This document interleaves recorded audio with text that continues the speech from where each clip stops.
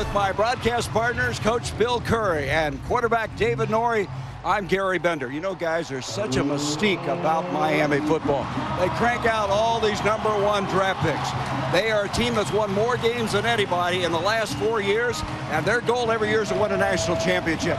Now, Bill, not only that, they're going for the 11th straight win, and their quarterback, Brock Berlin, is playing maybe the best of his career. Well, I think he is, and yet he is still an enigma. When you watch him play, as we did in last week's game against North Carolina State, he'll still just drop the ball with no prompting. He has trouble with the center quarterback exchange. He'll throw an interception, and then he proceeds, David, to throw 5 touchdown passes to run his record to 17-2.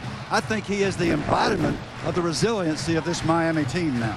But then North Carolina's got their own resilient QB. Yeah, they do. I think Darian Durant really is the key to tonight's football game. North Carolina's probably going to be missing their top 2 tailbacks. They're not going to be able to line up and just run the ball on the Canes. Darian Durant is an old hand. He's a very good pocket passer. He holds 48 school records. He's going to have a huge night. They're going to have to be aggressive in their play calling on 1st and 2nd down. And if he has a really big game, I think the Canes could be ripe for an upset.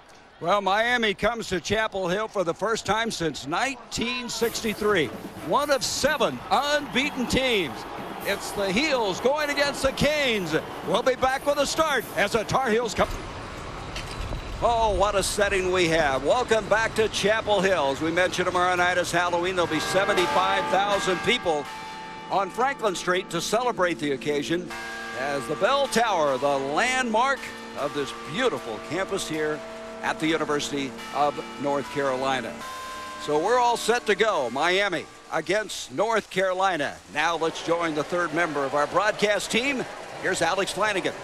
Hi, Gary. Well, Miami may have found its rhythm on offense, but one North Carolina player is not impressed.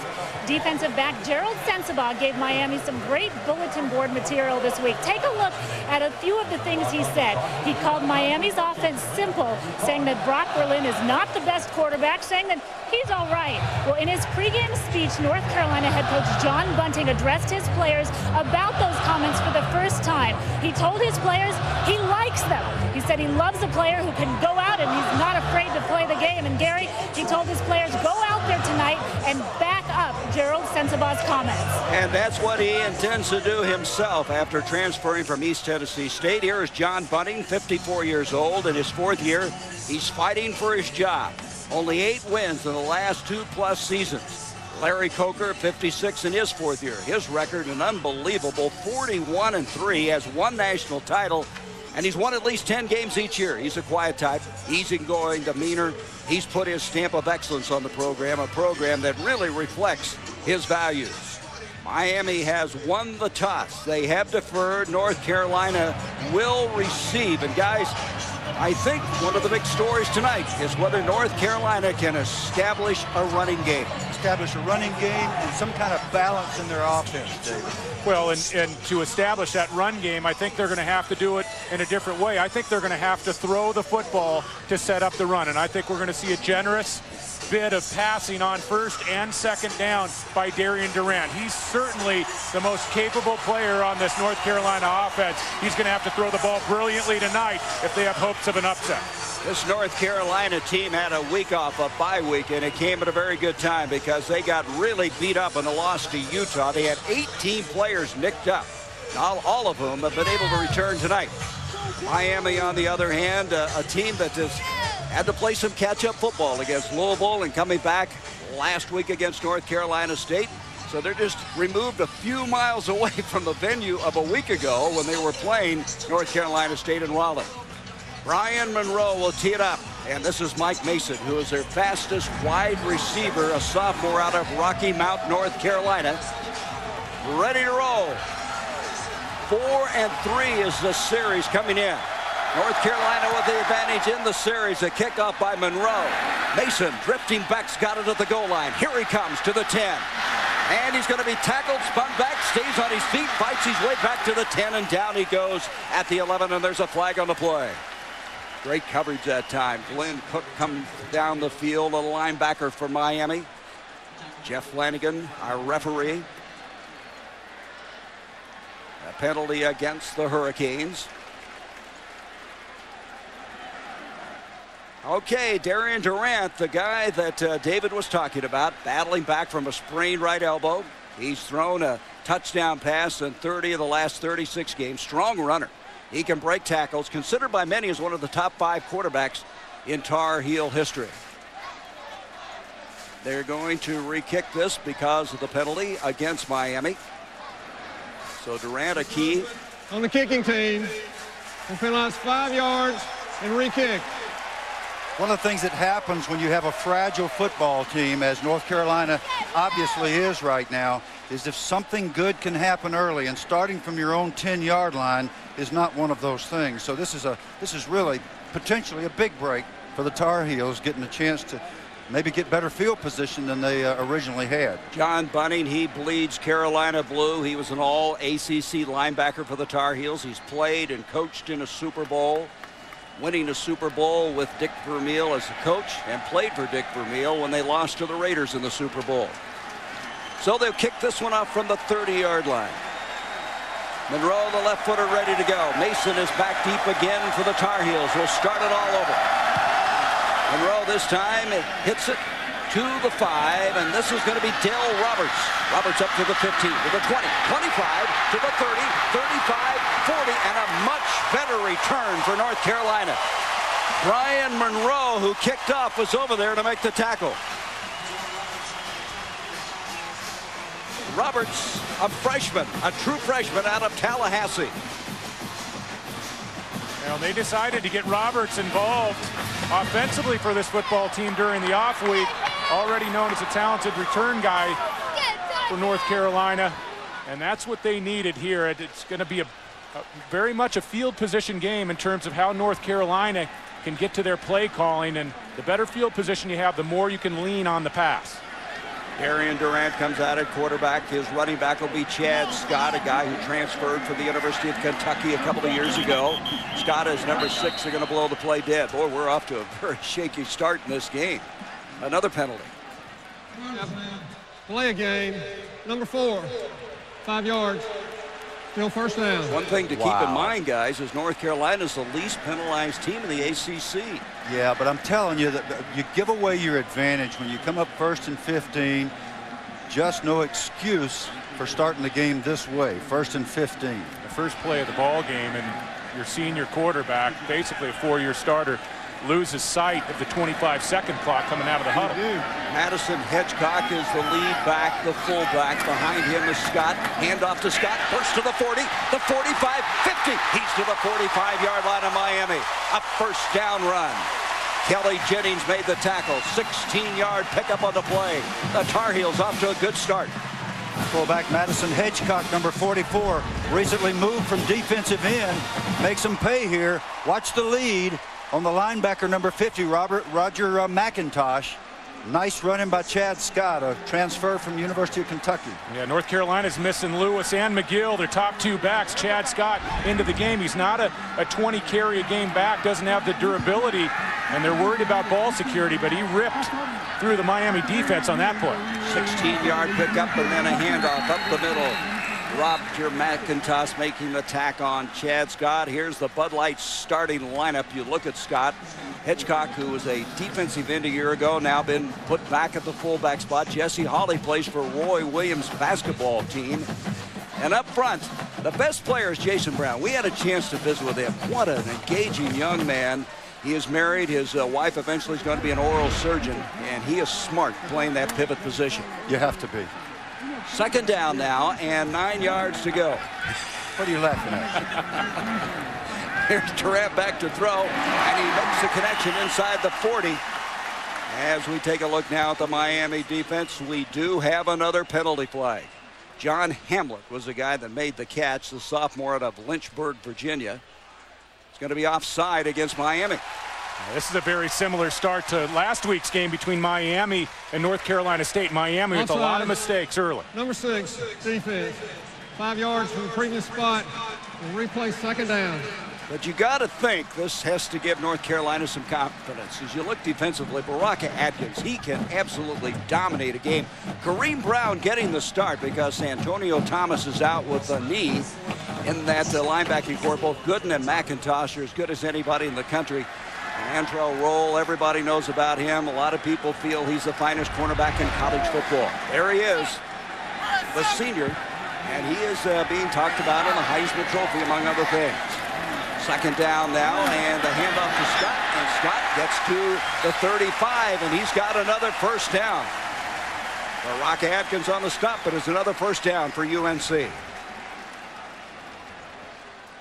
This Miami defense has struggled the last couple of games. Look at that, 7 touchdown passes, and the points they've been giving up. They gave up over 500 yards to Louisville, 440 yards to NC State a week ago. Now, those are 2 pretty good offenses, but that's not Miami defense. And Coach Shannon, the fine defensive coordinator, is concerned about it. And here come the Tar Heels with a nice drive to start this game. Yeah, Bill, this is not the same Miami defense that lined up and really catapulted this team to the national championship for Larry Coker in 2001. And teams have not only been gashing Miami with the run, they've had a lot of success. Louisville and North Carolina State, success in the passing game, just a boatload of yards the last 2 ball games. Larry Coker said, we're concerned about our defense. They've allowed 38 and 31 points in the last 2 games, and off to a good start. First down now, Durant on the play action, throwing far side, ball is up, a jump ball, and it's caught.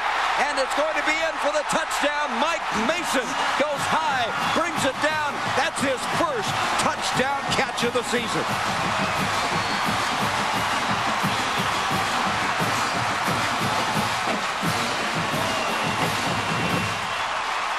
"35 yards. We have pass interference, but of course they'll refuse that.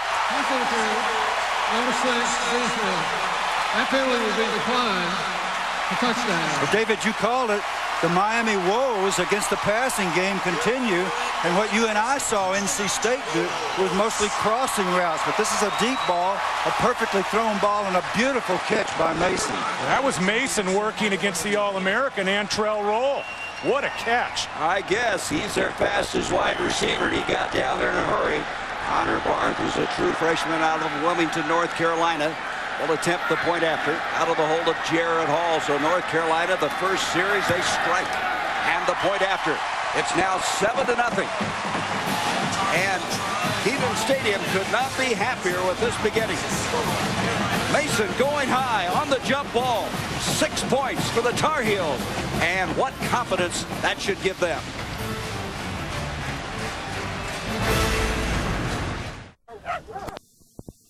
Seven to nothing. North Carolina with the lead, and now an interesting moment. Devin Hester, the most dangerous return man in all of college football.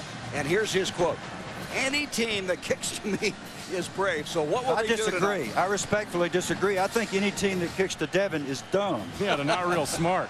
Dumb. The guy is unbelievable. He is a great, great returner. I don't mean just regular great, I mean double great. He had a 100-yard kickoff return against North Carolina State, so here they come. They're going to squib it up, and it goes out of bounds, so they'll have it at the 35, so that's a big penalty to pay for staying away from number 4. So here is the Bud Light starting lineup, so we'll be bringing to you after we line it up. As we now out of bounds, kicking team. The ball will be placed at the 35-yard line. First down. John Bunning has to be pleased by the way it's going right now. Brock Berlin starting to silence his critics after tying the school record with 5 touchdown passes. Very resilient. He told us his skin is thickening. He's handling being under a microscope better. And every day, Larry Coker said he comes to work with a smile. He's a tough guy, no question about that. And so he will start this from the 35-yard line. Quandran Hill and Frank Gore are the running backs. Hill the lead back to fullback. Berlin is going to give to Gore. Gore's going to try to get the corner, and he's jammed up as he gets to the 39. Let's go back to the touchdown, guys. Well, taking a look at Mason. Now, he's just a sophomore, not very physical by Roll, coming off the line of scrimmage. And what a play by Mason going up to get that football. You got to give credit to Durant on the throw as well. Watch Darian Durant, just a beautifully thrown football, and the vertical jump and the way Mason can hang in the air. He looks like one of those Miami receivers, and that's a compliment. Second down and 6, a gain of 4 by Gore. You know the story about Gore, who's come back from 2 blown knees. Here is Berlin, play action, bootleg, gets it out to his big tight end. That's Greg Olsen. Olsen to the 50, and then across the 50 to the 48-yard line on a first down. And here's your Bud Light starting lineups. Let's take a look now at the Miami offense. We mentioned Gore. Roscoe Parrish has had 5 touchdown catches in the last 3 games. Kevin Everett, along with Olsen, give them their best tight end play ever. And up front, we've got to change. Derek Morse has the starting job because their starting guard, Tyler McMeans, is out with a knee injury. They call him the Tasmanian Devil. Morse, who's a redshirt freshman in that starting role. First down now at the 48 of Carolina. Same set in the backfield with Hill and Gore. Berlin, play action. Got a lot of time. Throws it. Looked like it might have been deflected. He tried to hit Hill, and it's incomplete. Let's go now defensively to the Tar Heels, a team that has struggled this year defensively.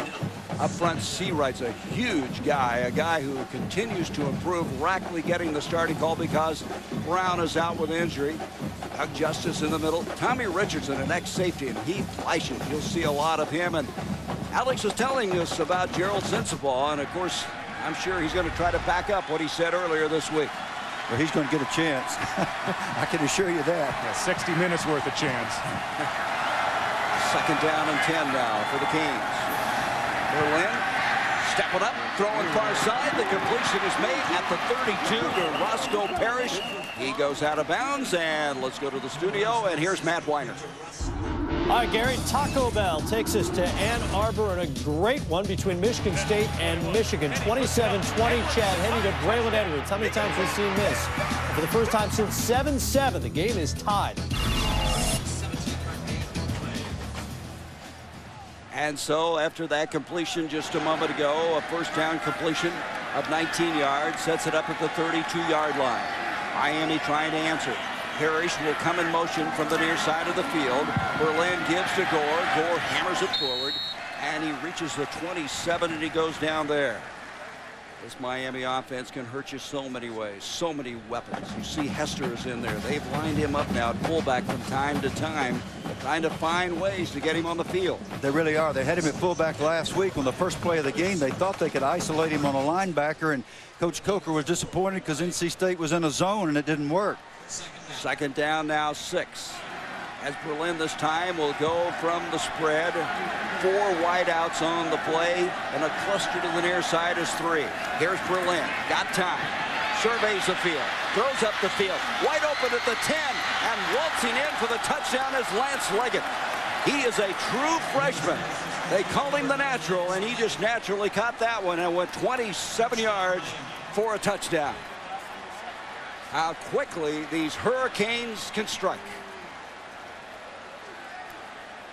Leggett's only 178 pounds, 6'4" out of Arlington, Texas. And a guy who's got a big, big future ahead of him. Complete bust in the secondary by North Carolina. Point after now. John Petty will add the point after a flag is thrown, as Petty is able to hit it down the middle, but hold up. We'll see what the penalty flag's all about.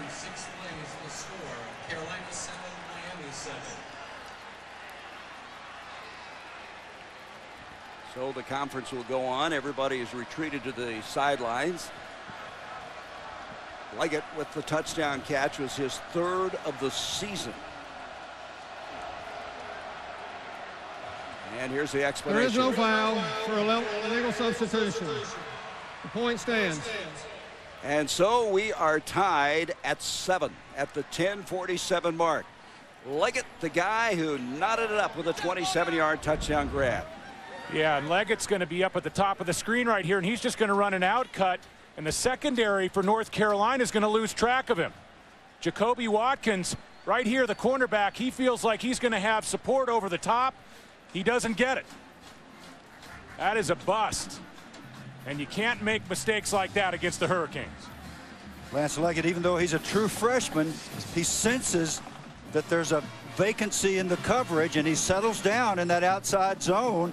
A perfect throw from Berlin, who is not starting off slowly tonight, and that's not good news for the Tar Heels.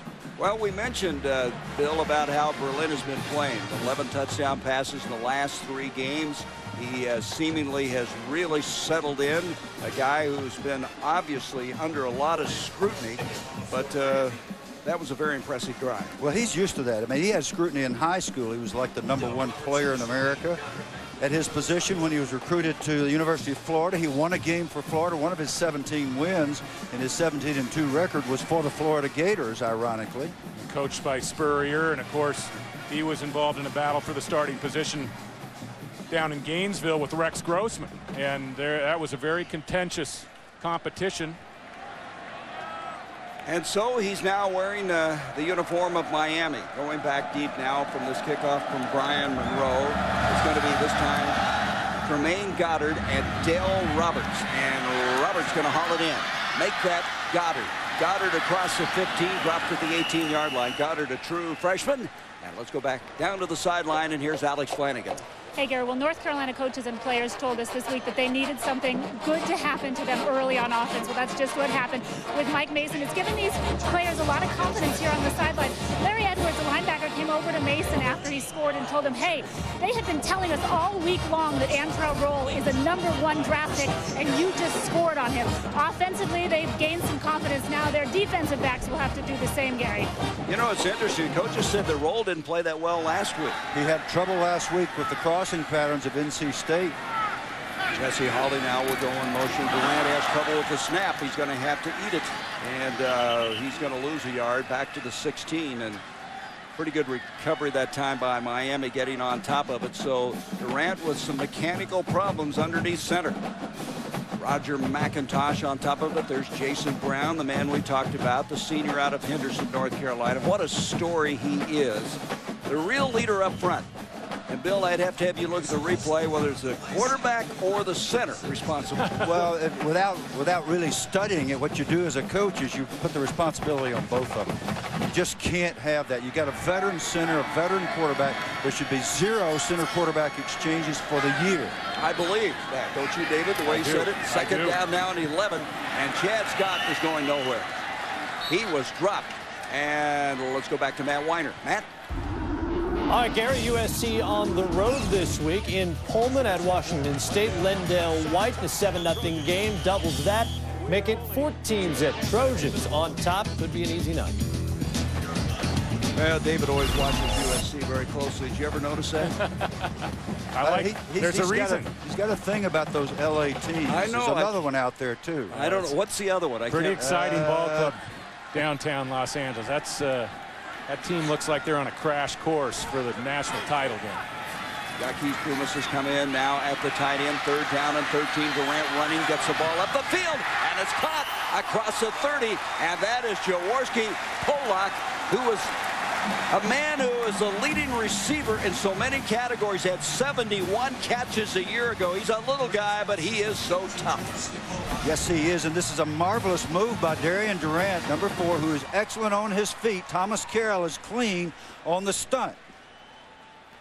And just a nice little throw to the big fella.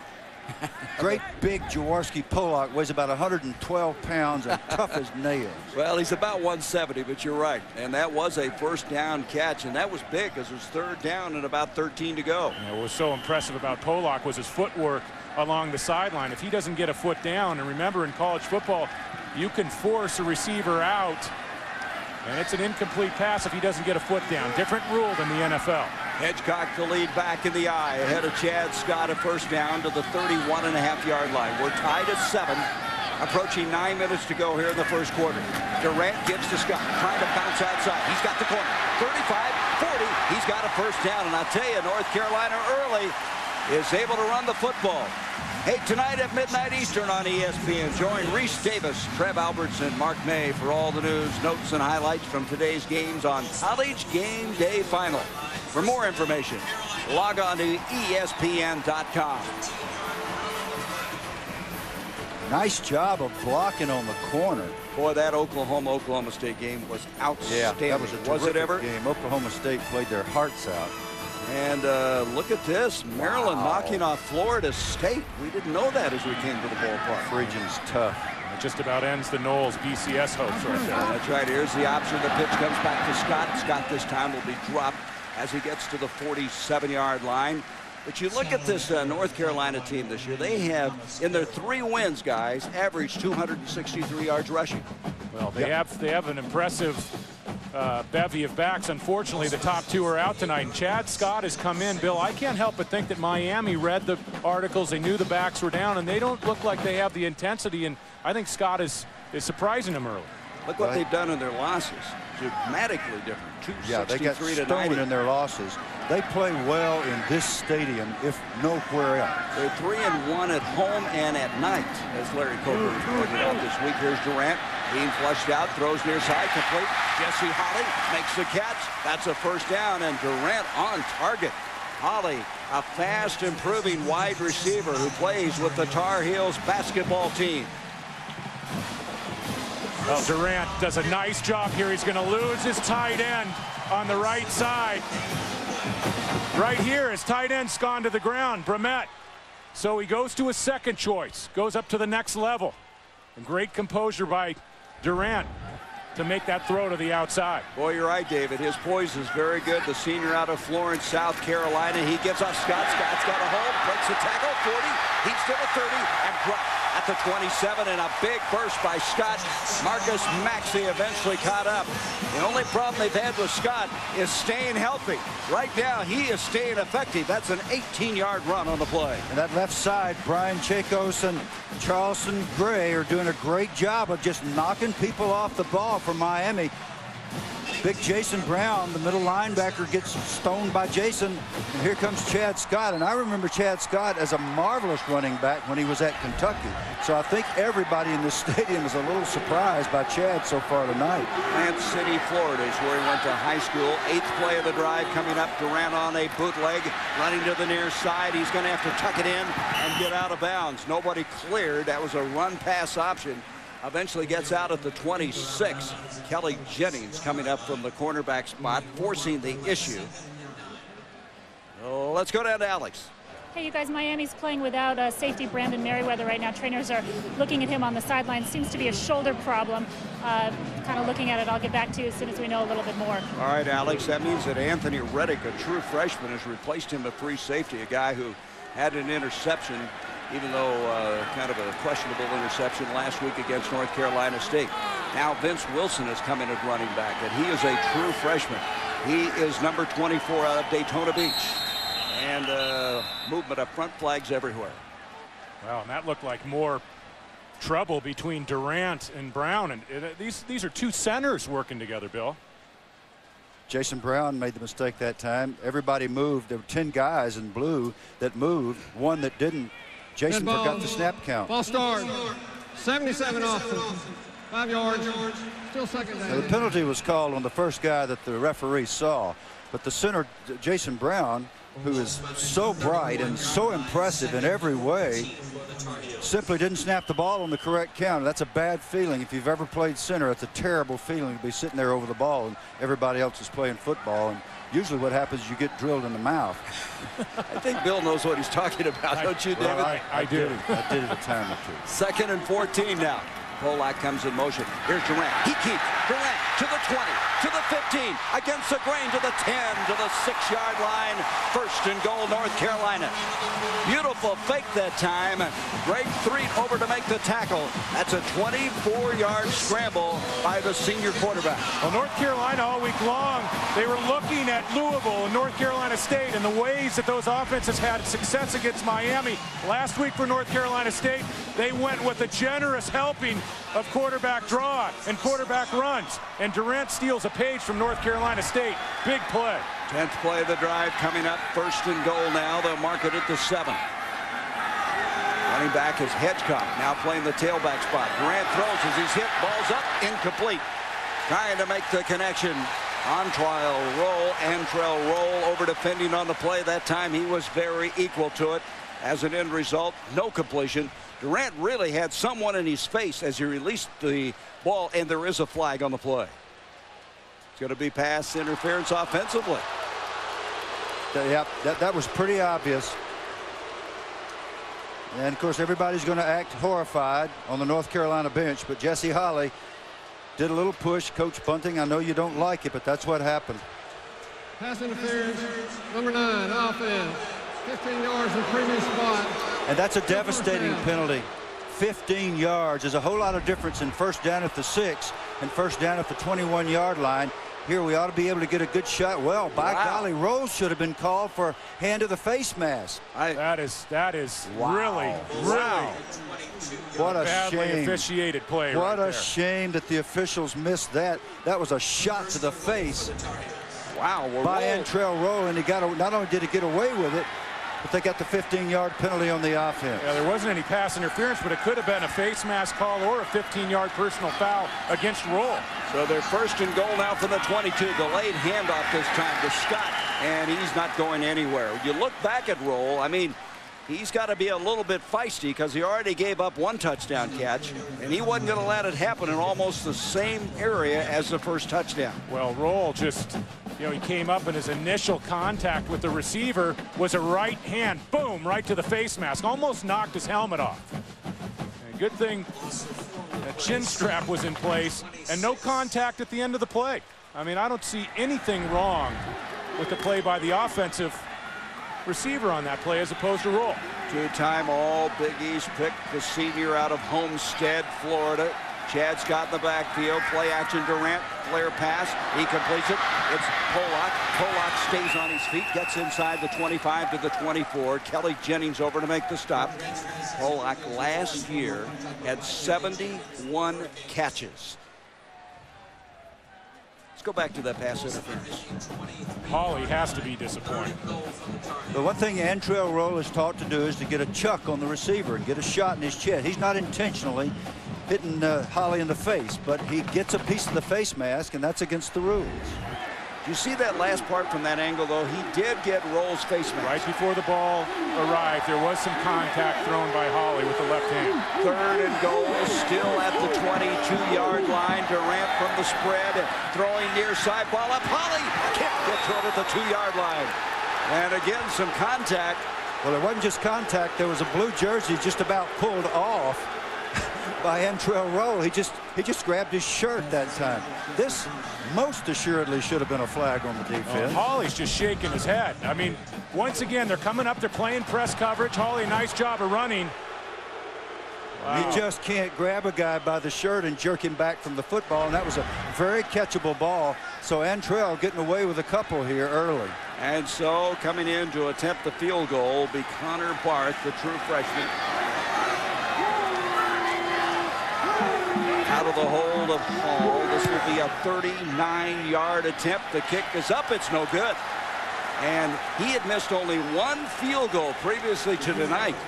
8 of 9. He hit a 50-yarder against North Carolina State, which is the longest by a freshman in Carolina history. But this time from 39, he can't find the mark. So a missed opportunity for North Carolina. Bunting tucking it over. His team tied at 7. ESPN2's College Football Saturday Primetime. Brought to you by Nissan, who invites you to shift the way you move through the world. What a setting. The bell tower as right next to Kenan Stadium. We're tied at 7 now. North Carolina has really dominated time of possession of this game, and yet they're deadlocked at 7. Yeah. Well, one thing that they've got to do is take advantage of their opportunities, and they blew one right there along with the officials. So from the 24-yard line, that's where Miami will take over after the missed field goal of 39 yards. Brock Berlin at quarterback, and he's going to give up, and it's going to be Gore. Gore pounding it ahead and to the 28. And let's go to the studio, and here's Matt. Gary, Wisconsin, Utah, among others, will be happy with this result. Maryland at home against Florida State, a team they had never beaten in 14 tries. But Joel Statham hits Josh Allen in the little swing pass, and there he goes. A couple moves later, and a broken tackle. Allen's in the end zone. Maryland gets a win 2017 over the Seminoles.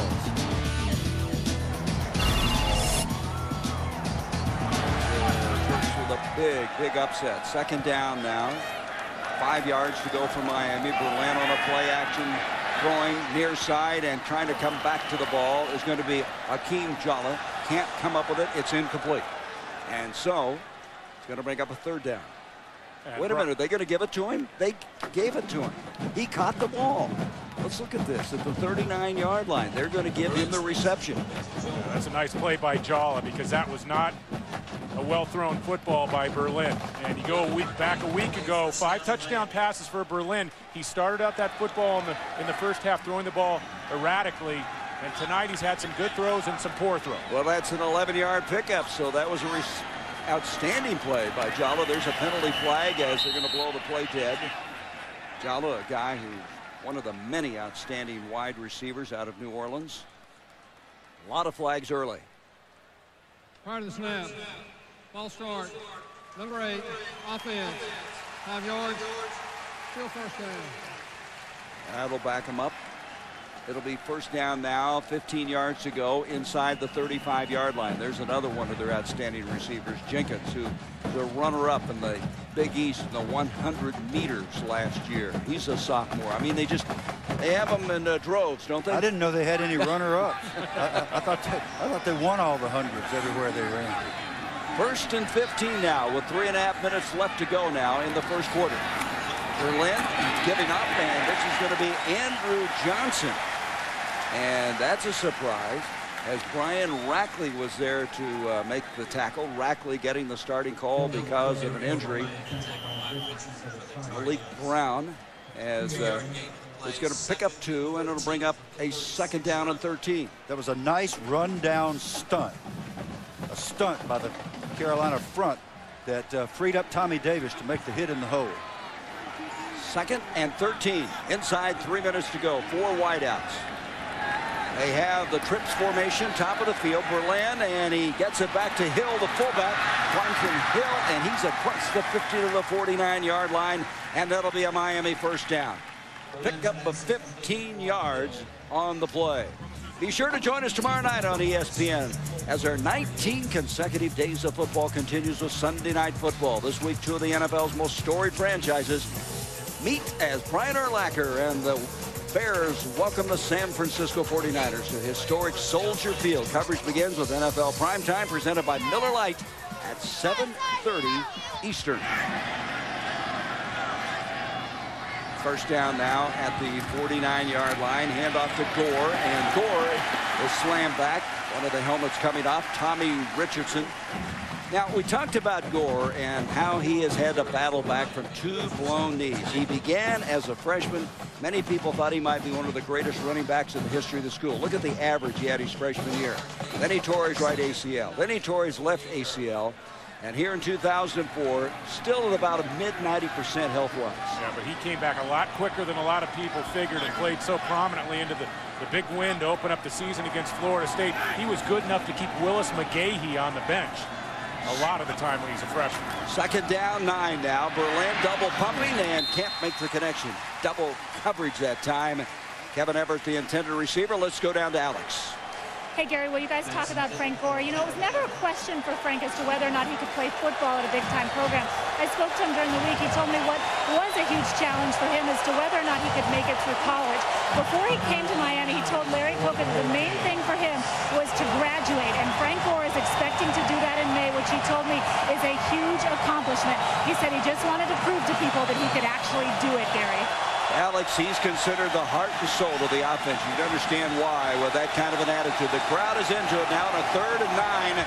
Berlin over the middle, and it's caught by Moss. Severus Moss. He's still on his feet to the 30 to the 25. Boy, did he come across in a hurry. Sensabaugh made the tackle, and let's go to Matt Weiner. Gary, Michigan and Michigan State, thanks to a pass interference penalty, Michigan State took the yardage, had a chance to win it with no time on the clock. But from 52 yards, Dave Rayner is short. We are now into the second overtime, tied at 30. Wow. We've had some unbelievable games today. And there's one of them, as Matt was just indicating. So that first down now to Moss, covering 22 yards, sets it up now at the 27-yard line of North Carolina. Berlin comes out throwing, cut, and is caught by Roscoe Parrish, and he's in. Touchdown, Miami. Parrish coming up with his 6th touchdown catch of the season, a 26-yarder, and Miami has the lead for the first time in this football game. Cedric Holt gambled and lost at cornerback. Offside. There's a flag. 75, defense. The penalty is declined. Touchdown. Well, the first thing we saw in the last two plays is North Carolina's propensity to give up first downs. They've given up 44.4% first downs in third down situations this year. That is not a good number. And then we saw a gamble by Cedric Holt, which gave up the touchdown. Can't do that against these guys. Roscoe Parrish, the guy who they say has the biggest heart on the football team, and Brock Berlin calls him my little buddy, and his little buddy just made a play. As an end result, Miami with the lead 14-7 as Parrish takes it in for 6.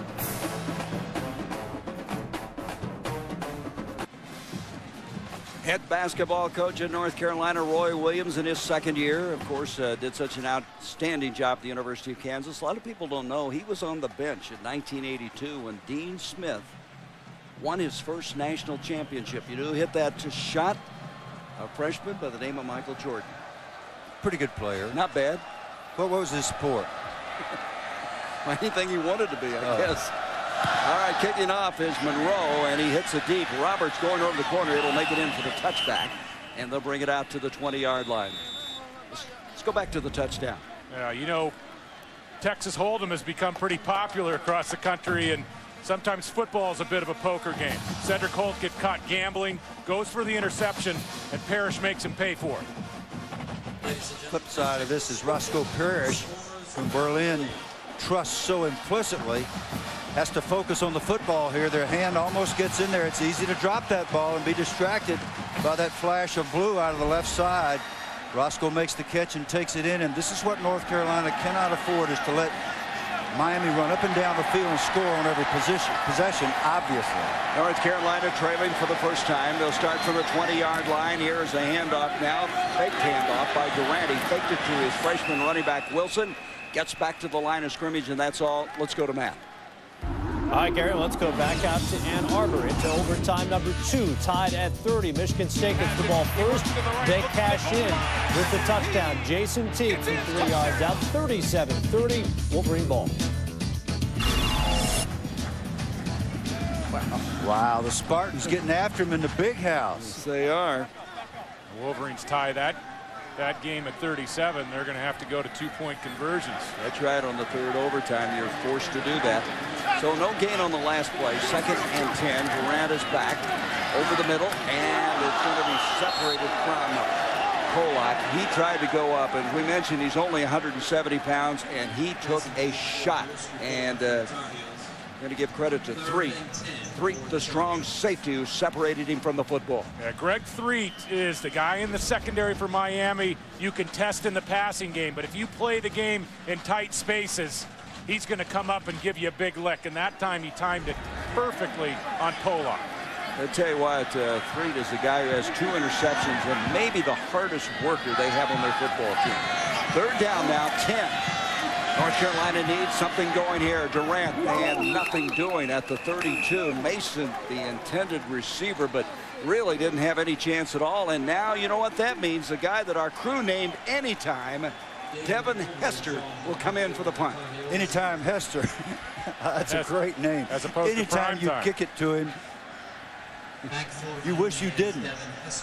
I'd kick it out of bounds. No way would I let him have a normal punt. And they worked on it vigorously Thursday with their punter to kick the ball out of bounds. He's had 3 punt returns for touchdowns, 1 kickoff return. David Woolridge to punt away, trying to punt it away from him. And that's what happens. You said this, Bill. Yep. It affects your punting. A very poor punt as they try to keep it away from Hester. And I'll tell you what, it's awfully hard, isn't it, when you're just trying to punt the football and then you're talking about being directional as well. And that's not an easy thing to do. As an end result, that ends up being not a good punt. And so as an end result, John Bunting's team now not with good field position. No, and what a guy like Hester does, and there's no place to keep these records, he affects field position so drastically. That won't appear in any number, but that just took about 30 yards away from field position for North Carolina. Yeah, if you're going to angle the ball out of bounds, and if you're in your own end, you're really only going to get off 30 yards of net difference in field position. Now you got Brock Berlin at midfield again, working with a short field. A short field is exactly what it is after that punt. And here's a handoff to Parrish coming around and in and around, and he's able to bounce forward to the 40. So a 22-yard punt as an end result. North Carolina now will set up defensively their end of the field. Gary, I just Hester, you don't have that. That doesn't go into the stats at all. But that altered punt is huge. And there's no way you can track it saying how effective anytime Hester is. When we get back from this break, I want to get back to that. We have played a quarter. Miami on top, 14-7.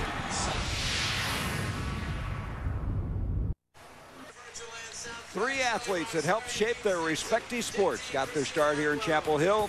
Mia Hamm, of course, in soccer. We talked about Michael Jordan. That's the shot that won it at 82 against Georgetown. And LT, Lawrence Taylor. You talk about a guy that changed the linebacking position. LT did that. Well, believe it or not, there were a couple of pretty good players before him. I mean, everybody talks about he changed the position, but how about David Robinson, the Hall of Famer from the Green Bay Packers? He wasn't too shabby. How about Mike Curtis of the Baltimore Colts when he played outside backer? I don't know how much LT changed it, but he was a great player. Oh, he was outstanding. And you're going back to your vintage, and I remember those guys, Bill, very well. Curtis with the Colts, of course, and Robinson with the Packers. Here we go now. We start this second quarter. It's going to be 2nd down 7 for Miami. Berlin over the middle. Can't connect with Greg Olsen. He's tight end. And let's go to the studio. Here's Matt Weiner. Gary, we showed you the Spartan touchdown to take the lead in overtime number 2. Michigan has the answer. Chad Henne, Jason Avant. We're tied up at 37. It is 2-point conversion time in OT number 3. I tell you, that's compelling television, isn't it? 111,000 people makes it even more compelling. I know it. 3rd down and 7 now for the Hurricanes. 14-7. Miami with the lead. Just underway. Second quarter. Berlin from the gun. He has 3 wideouts. He's going to give off the ball now to Gore, and Gore bounces forward. He's not going to get the first down. He's going to be short by a couple of yards. Jonas Seawright, a big 300-plus defensive tackle out of Orangeburg, South Carolina, made the stop. I think what Larry Coker decided was to take 2 downs to make the first down here. And had he gained a couple more inches or a couple more yards there, they would have gone ahead and run it for the 4th down. Now, they used a beautiful fake punt against NC State a week ago. It's a trap, and they snapped the ball to Quatrine Hill, who's the fullback on the punt. I don't know that they would use it again, but North Carolina is up there looking for it. Yep, they don't even have anybody back for the punt as Brian Monroe hits it. He hit it too far. It'll go into the end zone for the touchback, and they'll bring it out to the 20-yard line. Time now for our Yamaha game track. Let's take a look at the touchdown. Starting out, Durant hitting Mike Mason on a jump ball. That was good to make it 35 yards, and then Berlin came back and hit his true freshman Lance Leggett from 27 yards out to tie it up at 7. After a missed 39-yard field goal, Berlin then to Roscoe Parrish. And at the 1:12 mark of the first quarter, 14-7 Miami. Yeah, it just underscores how Miami can come back on you in a hurry. And North Carolina jumps out to a 7-0 lead. Then they have 1st and goal inside the 10, but they're trailing by 7. So now a handoff comes to big Madison Hedgecock. They call him Mad Dog. I mean, this is a guy who will run over people. I think we have documented he was a defensive end a year ago after starting out as a fullback at North Carolina. He's done a great job for him in a variety of positions. But let's finish our discussion of the field position, because with Miami starting about the 45-yard line on their previous drive, that was a big stop for North Carolina's defense. They've had so much trouble stopping productive offenses, and when you do that and get the ball back, it's huge for morale and for your own field position. You can see the field position you're talking about thus far in the ballgame. Durant throwing under pressure and could not make the connection. He is dumped back at the 12-yard line. Tried to hit Mike Mason, but he just didn't have time. Well, Miami's known for playing press coverage on the outside. They're going to be physical with the receivers. They interrupt the releases, and that creates time for this defensive front to get to the quarterback. That time they're bringing a blitz, Gooden and Threet from the strong safety position. And I think Durant's going to see pressure all night until his wide receivers can give him some better looks down the field. And Durant, we have talked about, has to play as well as he's ever played this football game. If North Carolina's going to win this one. Coming off of elbow injury against Utah, having trouble gripping the ball early in the week, but he's okay now. Durant stepping up this time over the middle. He makes the connection to the 35, to the 38-yard line. That's Jesse Holley. And Holley has really been a thorn in Miami's side. They're having a tough time trying to cover him. Here's what's been happening really all night. Good job. Anytime Miami tries to rush with 4, the offensive line for the Tar Heels does a nice job of protection. Now, Durant gets hit late here, just as he's throwing the ball, but he has plenty of time to get set up. Watch the big guys up front. Put their hands, move their feet. Nice job. He's hit late, but the ball is off. Nice completion. They have a man shaken up Carolina. for Miami. Javon Manton has been shaken up on the play. He is coming out of the ball game. Here's a pass. It's complete to the tight end, John Hamlin, and he is knocked off his feet at the 48-yard line. They don't throw that off under their tight end, but Hamlin coming up with his 6th catch of the year, the sophomore, and they're going to be a couple of yards short of the first down. Well, Durant is really one of the underrated quarterbacks in the country. You don't hear a lot about him, but if you give him an open receiver down the football field, he's going to hit that receiver. I mean, he's not playing with the talent around him, but he's already made some great throws in the first half. And he's a quarterback that's capable of loosening up this Miami secondary. I don't think the Miami secondary is ready for this type of accuracy from Durant. Thus far, North Carolina hanging tough. 2nd down, they get a yard to go. As Durant will follow his back through the hole, and he got the first down to the 49. Welcome to one of the great settings in college football, Kenan Stadium on the campus of the University of North Carolina with Bill Curry, David Norrie, and Alex Flanagan. I'm Gary Bender. Early, North Carolina had a 7-0 lead. Then it was tied at 7. Miami took the lead. We've had some big plays, but thus far the Tar Heels are hanging tough at home. Got to mark the ball at the 49. It'll be a first down. Hedgecock and Ricky Cook, who's a transfer from Rutgers. 2 fullbacks, actually. Hedgecock now playing out of the tailback spot. Here is Hedgecock trying to get the corner. Now pins it up against the grain and gets to the 45-yard line. Tavares Gooden there to make the tackle. We talked about the pass protection for the North Carolina offensive line, but they've been blocking well for the run. Here's Chad Scott, number 6, in the open field. Popped into the open by nice blocking. Guy Ralph, Willie McNeil staying on their feet, knocking back those powerful Miami defensive linemen, which really makes it much easier to pass protect. Gain of 4, 2nd down 6. Durant gives to Hedgecock again, and 44 bounces it forward, gets to the 43. He'll be about 2, maybe 3 yards short of the first down. Orion Harris, their most experienced defensive lineman from Newark, Delaware, made the tackle that time for Miami. Big Jason Brown, we talked about earlier. Watch the center now. He's going to pull around here, something that centers only recently started doing. Look at his agility. Look at the power. That's a 750 squatter there that's hitting Leon Williams and burying him. I can only imagine if they would have let you get up and pull like that, you know, back in the 60s, Bill. I was afraid to do that. Bill, how much were you? How big were you? I was a massive 242 at my biggest. Only about 100 pounds less than Jason. Great feet, though. Here's Durant back to throw in the middle. The connection's made, but it's going to be short of the first down. Nice catch by Pola. No, I had fear on my side. So it's going to be a 4th down and still about a yard to go. And, of course, the crowd now is wanting them to go for it. Well, and they are. North Carolina's not going to win this game by being cautious. They're going to have to do things like this. They've got that 1/4 ton backfield with those 2 monsters with Hedgecock and who's the other guy? Ricky Cook, yeah. Pound it up in there and make the first down. And when you're John Bunning and you're facing pressure on your job here, you're not going to make a lot of friends with your fans if you don't go. 4th down and a yard. So they're going to take this gamble at the 9:43 mark of the 2nd quarter. Hedgecock, he's going to get it. He's got more. Look at the leg drive as he takes it inside the 30 to the 29. Roll to make the tackle. 12-yard pickup. Cook, the fullback, with a very good block that time for Hedgecock. Ricky Cook leading the way for Hedgecock up into the hole. 2 big backs. Hedgecock, nice job of securing the handoff, and look at Cook clearing the way, number 40. Two big bruisers playing physical football at the running back position. Bruiser's a good word, David. They call this Hedgecock a tough country football player. And Bunny just said we had more like him, we would be in great shape.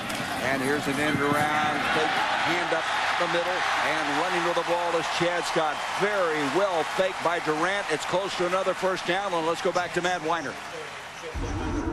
All right, Gary, back and forth they go in the big house. Overtime number 3, Chad Henne to Braylon Edwards. Touchdown number 3 for him. They convert on the 2 points, so it's an 8-point game with the Spartans getting the ball back. Wow. Keep us updated. That is something special taking place in the Big Ten, and it's going to bring up second down, a yard to go now for North Carolina. Scott, the single running back. We're going to have Hedgecock come in motion, hand to Scott. Scott's trying to get the corner. He will not. And it's going to be a third down. Brandon Merriweather, who Alex pointed out earlier was shaken up, is back in, made the tackle. There is a flag. Let's see what this is all about. How about the speed from the free safety position by Merriweather? An offsides penalty against Miami. Yeah, it looked like that play was going to work, didn't it? Number 92. 5 yards to previous spot. And we play second down. But the Miami defensive speed really paid off, but the penalty then offsets that play. Let's remember how this happened. Miami had field position inside. Good gracious. The Ram doesn't seem too concerned about anything. Somebody got a hold of his horns with some nail polish there, but Miami had field position inside the 50-yard line. The defense for North Carolina held, and this offense has knocked the ball down the field. It's been a beautiful drive. They must cash in. So now they have the first down. Look at the rushing yardage. 107 yards by the Tar Heels. And when they rush well, they win football game. Handoff coming to Scott. Scott inside the 10, to the 5. Touchdown, North Carolina.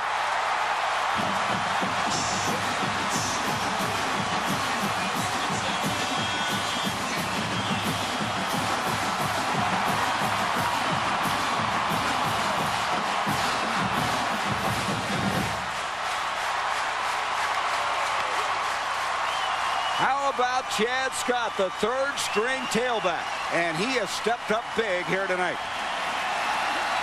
14-yard run, and now going for the tie will be Connor Barth, to attempt the point after. So North Carolina has answered. And Barth's kick is on the way, and we're tied again.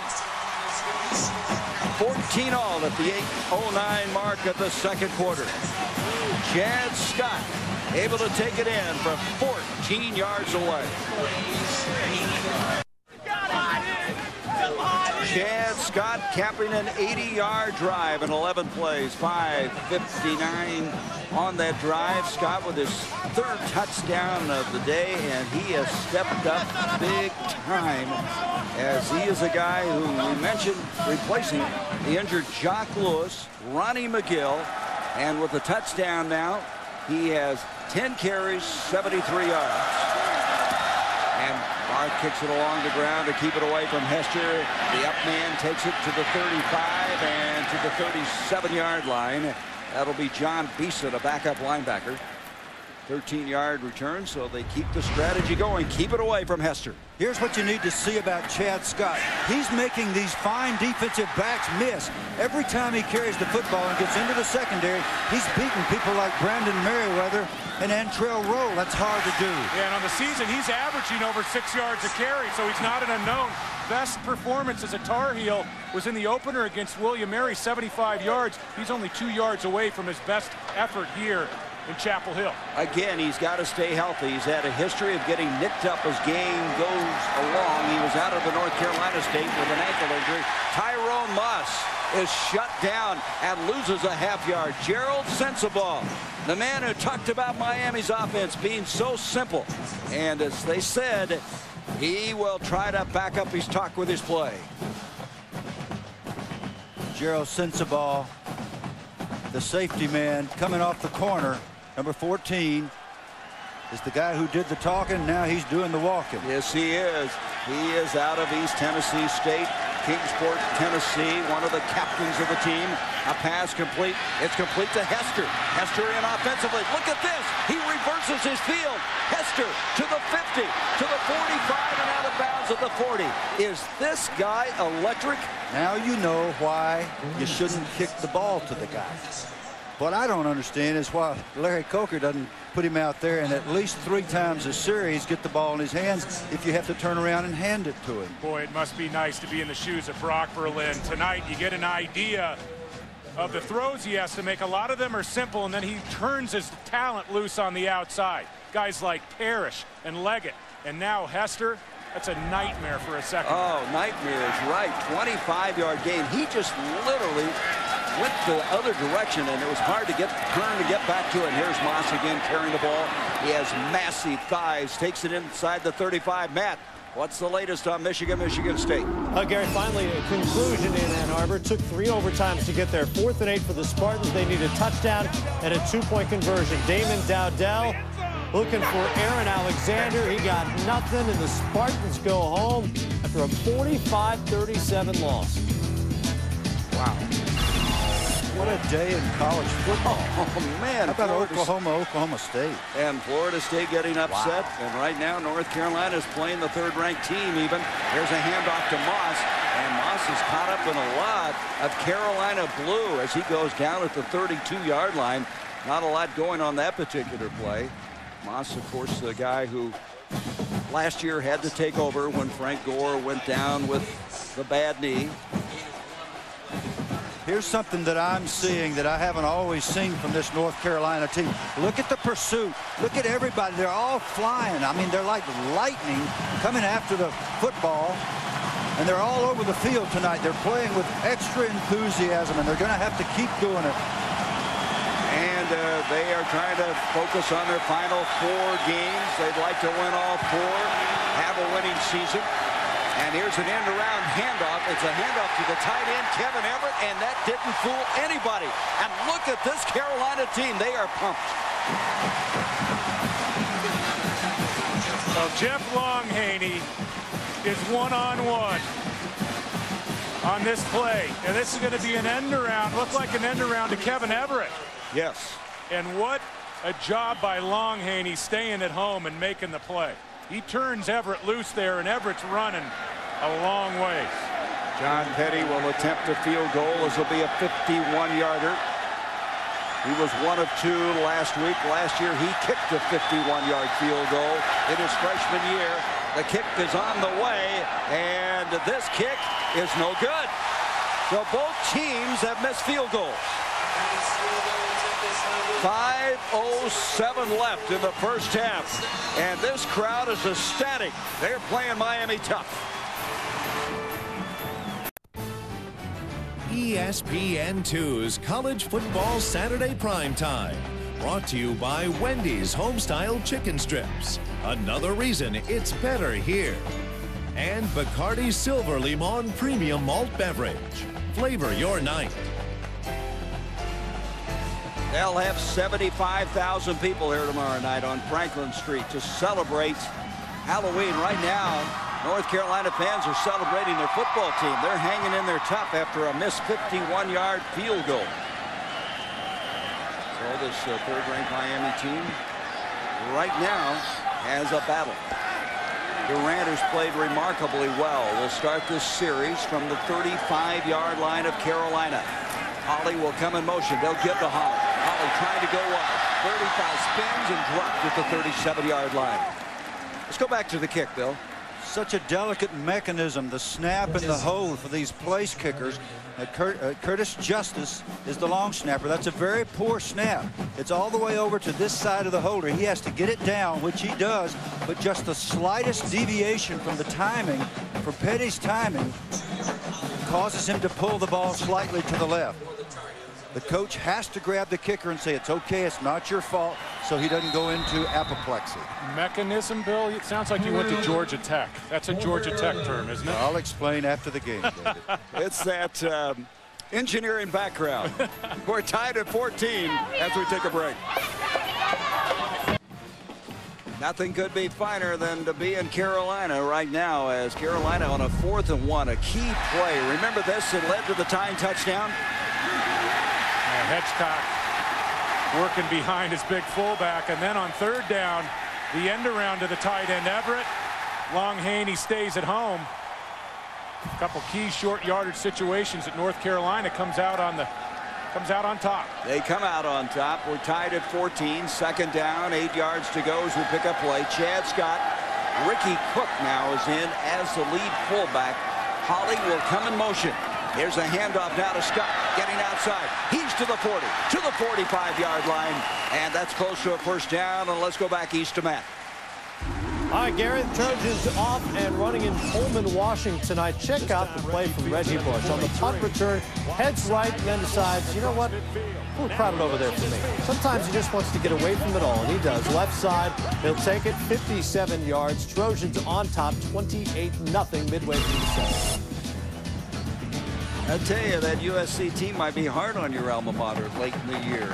Well, the Bruins. I'll tell you what's new? I mean, that team has been rolling people up in October, November, the last 3 years. 1st down now at the 45 as they did get the 1st down, and there's a handoff straight ahead comes Scott. Scott to the 40. He's to the 35, to the 30, the 20, the 15. Who is this guy? I mean, they should be playing Chad Scott all year long. He has been outstanding. That's a 40-yard run by Chad Scott. North Carolina now has 260 yards total offense here in the 1st half. 15 1st downs. Chad Scott continues with beautiful blocking up front. He continues to make people miss in the secondary. Look at him. He's running by people like Merriweather. Those people aren't accustomed to this. I agree with you. He has a 121 yards, guys, on 12 carries and a touchdown. 1st down now, just outside the 15-yard line. Pollock goes in motion. The late handoff to Scott. Scott trying to bounce it out. Lost his footing and lost a couple of yards. Roger McIntosh, who is going to be playing on Sunday someday. A junior out of Gaffney, South Carolina, made the stop. We talked to Gary Tranquil, the offensive coordinator for North Carolina yesterday. He said, hey, Chad Scott is not a 15 to 18 carry per game back. Well, carried like 13 times already. He might be a 30 carry back tonight. Yeah. But Gary, no, Coach Tranquil is one of the really fine offensive coordinators and has been for many years. He didn't know that all of this was in Scott. I can tell you. I can tell. What a pleasant surprise, huh, Bill? Very pleasant surprise for everybody in North Carolina blue. 2nd down and 12 now as here's Durant throwing wide open. Catch is made. Scott Brummett. And Brummett, the tight end, takes it in. Brummett, who's caught only 2 passes, his 1st touchdown catch of the season.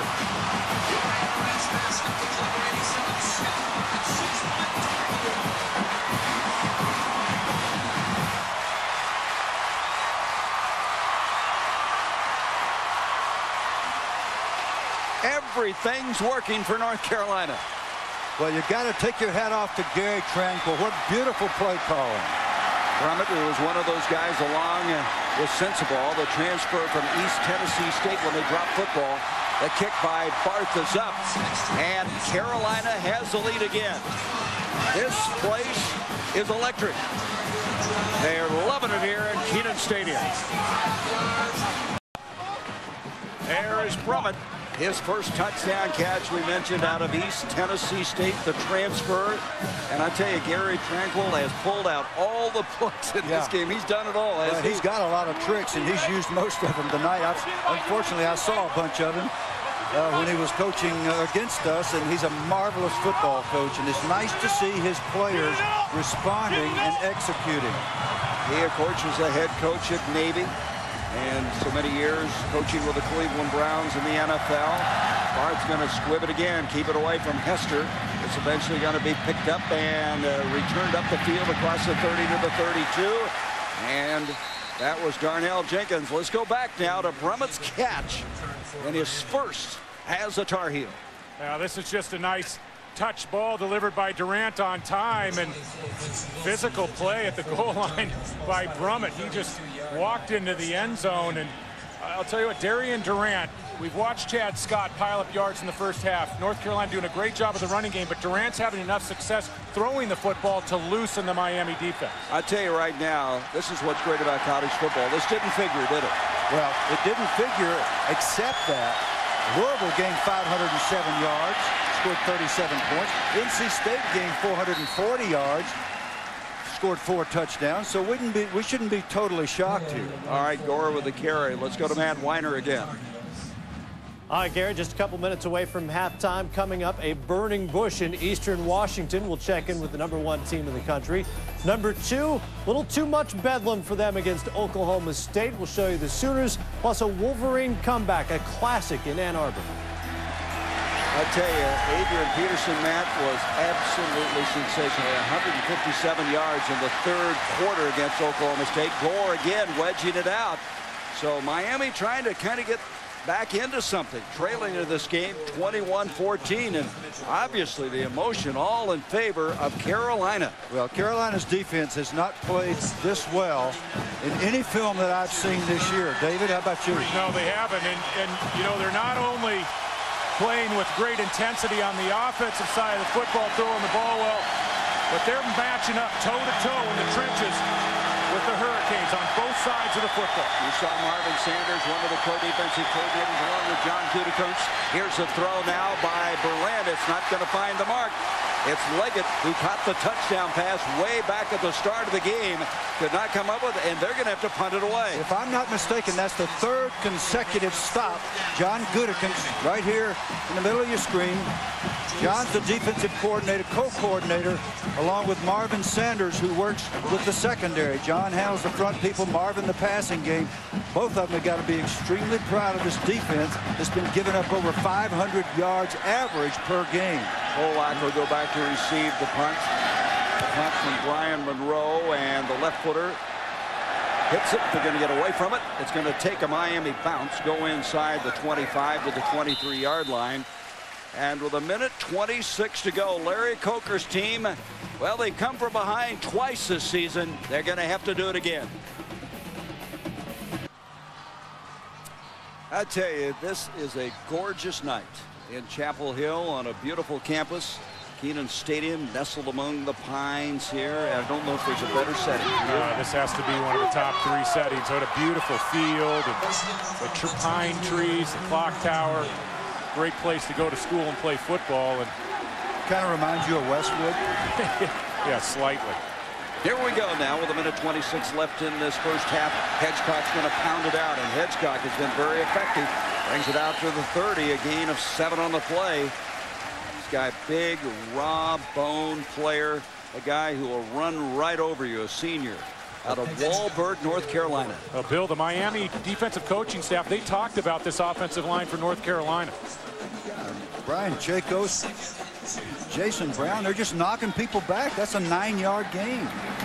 So with 57 seconds left, a little shovel pass this time to Polak. And Polak able to bounce it across the 35 to the 38-yard line. McIntosh over to make the tackle. A little shovel. We're seeing more of that in college football all the time. In our production meeting today, I said Polak's the only playmaker on this offense. Man, was I wrong. Well, Chad Scott is a playmaker. Hedgecock is a playmaker. They got a bunch of playmakers that just haven't been making the plays until tonight. Look at this, 176 yards rushing to Miami's 35. Who'd have thought it? Here is Durant throwing, quick slant, it's complete, and it comes to the 45-yard line. The catch is made, the catch by Jesse Holley, a gain of 17. They'll stop the clock to move the sticks. 37 seconds left. Carolina does have 2 timeouts left. By golly, there's another playmaker, proving me wrong again and again. Holley on the catch. Chad Scott, the single running back alongside Durant. Darian Durant throws up the field. Tried to hit the slant again. This time it was Holley. Holley couldn't come up with it. That'll stop the clock with 30 seconds left in this first half. That's a rare misfire by Durant, and Durant had room on that slant. You know, I'm just surprised, guys, not only by the fact they're running the ball, but Miami right now looks a little confused. Looks like they're on their heels. Really, well, they not are playing. It's sort of the tranquil magic. I mean, a guy that's a really good offensive coordinator has got the running game going. He's going to give you that misdirection with the passes, and this offensive line's protecting well and blocking well for the run. Tough to stop. 2nd down 10 now. Durant got time over the middle, and crossing is Pollock. He cannot hang on. He tried to make a one-handed grab inside the 40. Boy, I love this little guy. He's fun to watch out of Bradenton, Florida. Started very slow. Only had 4 catches in the first 3 games, but he has come on now. He had 71 catches a year ago. He's one of the real talented possession receivers in college football, working in the slot area, not very big. And the coaching staff was telling us that he tends to wear down towards the end of the season. Doesn't look like he's wearing down much tonight. Carolina is 2 of 5 on 3rd down, and they have a 3rd down 10 with 25 seconds left in the half. Durant over the middle, and it's caught at the 20, and rumbling to the 10-yard line is North Carolina. It looks like for a moment it might be intercepted. Instead, the catch is made by John Hamlet. 1st and goal, 17 seconds left. A 36-yard pass to another tight end, Hamlet, and Brummett. What a surprise they have been. The key to the pass was superb pass protection. Willie McNeil, Kyle Ralph, Jason Brown, Charleston Gray, Brian Chacos, the big guys doing their job for Coach John Bunting. And so North Carolina will use their 2nd timeout. Well, this is a beautiful throw. It's a beautiful throw by Durant. And he's going to throw this right over the helmet of Jenkins, the talented cornerback. Look at that. I mean, this is a beautiful play, beating that talented cornerback with the throw, drops it into his tight end. Durant having a big night from the pocket. So Hamlet and Brummett have been the surprises. That has been something that Miami, I'm sure, did not expect. So they now have a 1st and goal at the 9. They have 1 timeout left, 17 seconds left in the half. Now this really fine defensive line for Miami has given all their stunts to this North Carolina front. They're doing tackle stunts. They're doing in-tackle stunts and tackle-in stunts. Very hard to pick up the O-line in the blue shirts, just moving their feet, keeping those hands on those big shoulder pads, and doing a great job of protection. And Darian Durant is one of the few quarterbacks in the country that can spin it well enough to pull off an upset against the top 5 team. And we're finding out tonight about Darian Durant, the way he's thrown the football over the last 3 years. This guy is capable of springing an upset on the King. Hard to believe. Explain what you mean by spin it.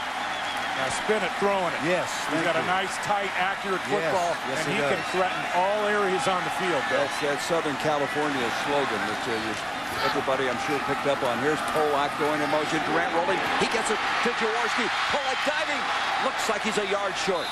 A yard short, out of bounds, 11 seconds. Roll over there, defending on the play. They just sent Pollock in motion, got the ball to him, and they have it now at the 1. If that were not Antrell Roll, maybe the best cornerback in the country, that would have been a touchdown. Now, that's almost impossible to stop by Roll because of the timing. And now they're starting to change up the launch points for Durant. He made that throw on the roll and once again placed it right where the ball had to be. And Carolina with 1 timeout remaining. Here they come now, Ricky Cook and Hitchcock in the backfield. And Durant with 5 seconds on the play clock. He's going to have to get this off. 3, 2. He just got it off. And he hands to Hitchcock. He's not going to get in. They're going to have to use their last timeout. Boy, he just barely got that ball snapped in time. You almost want to call a timeout there to get settled. You don't want to hurry that play down near the goal line. Well, there's no question, guys. We're sitting up here literally amazed by John Bunting's team. I mean, they have exceeded all our expectations. Yeah, and this is the way they practiced on Thursday. I was pleased to see the enthusiasm, hoping it would carry over into the game. But I got to confess, I didn't expect anything like this, and I'm guarantee you Miami didn't. Well, how about North Carolina on defense? This team is ranked 116th in the country coming into this football game, and they are absolutely playing toe-to-toe with Miami up front. They are. Emotion makes a difference, doesn't it? Football's a great sport. You always got a chance. That's the best thing about it. Bill, it's the first time you've ever been wrong in your life, right? There was once back in '68 that I thought I was wrong, but on further reflection, I learned that was not the case. All right, here's Barth. They're going to try the field goal with 7 seconds as they use their last timeout. This will be a 19-yard attempt. Now, earlier, he missed a 39-yarder. Boy, this has been all care. No, they're gonna go for it. They've changed. They're bringing Barth up the field. I don't like this, and I just don't think this is the right spot on the field. And now Miami's going to call a timeout. They're confused. They have the wrong personnel on. Well, and one thing that Bunting may be thinking here is there's enough time to take a shot into the end zone, and if he doesn't hit it and he's secure with the football, then he can march Barth back on the field for a field goal try. 7 seconds is plenty of time to maybe take a shot at the field, but you got to be real disciplined at quarterback to pull this off. Well, I think that under the circumstances, with the travail of this North Carolina team thus far this year, and the comeback capacity of Brock Berlin, who's shown again and again that you can have him down 1 touchdown, and that's almost meaningless.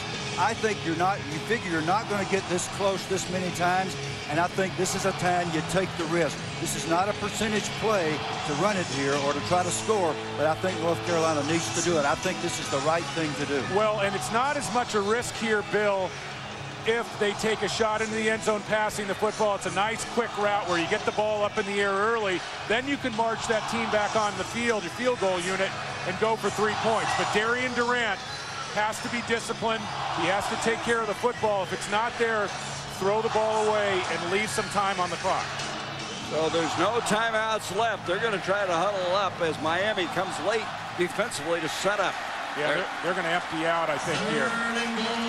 Hitchcock is the single running back from the 2-yard line. 7 seconds. Pollock goes in motion. Here is Durant looking his way. Double pumping, throwing, and it's intercepted. It's picked up and going the other way is 3. He could go all the way to the 50, to the 40, and that'll bring us to the end of the first half. Oh, what a reversal of fortune. Now, we said he had to be disciplined with the football. That was not a disciplined throw. Now we have a penalty flag down. Darian Durant is saying this might go against the Hurricanes. The question, if it's a holding call, did it come before or after the interception? After the interception, during the run back, illegal block in the back by Miami. A penalty declined, and the quarter is over. And so we go to the end of what has been one of the most exciting halves of football that we have seen all year long. And Bill, you can see the frustration on the face of Darian Durant. This is late. You can't throw the ball late. He has no business throwing the ball up in the air this late. It's almost guaranteed interception on that route. All right, let's go down to Alex Flanagan. She's with Larry Coker. Coach, how do you define the emotion of this first half? Well, again, they played very well at home at night. They've been some good football teams here. Obviously, we're in for a tremendous battle. We've got to respond. We've got to tackle better, and we've got to play better defense. And obviously, we're going to have to score. What did you know about North Carolina's number 6, Chad Scott, coming into this game? Well, North Carolina's got a lot of talented players. Obviously, he's a backup player for them, but he's a very talented player. Obviously, running very well tonight. And they've got good football players. What can the secondary do to shut down North Carolina's offense? Well, again, we've got to put pressure on the quarterback. We've got to tackle better. All right, Coach, thank you. Thank you.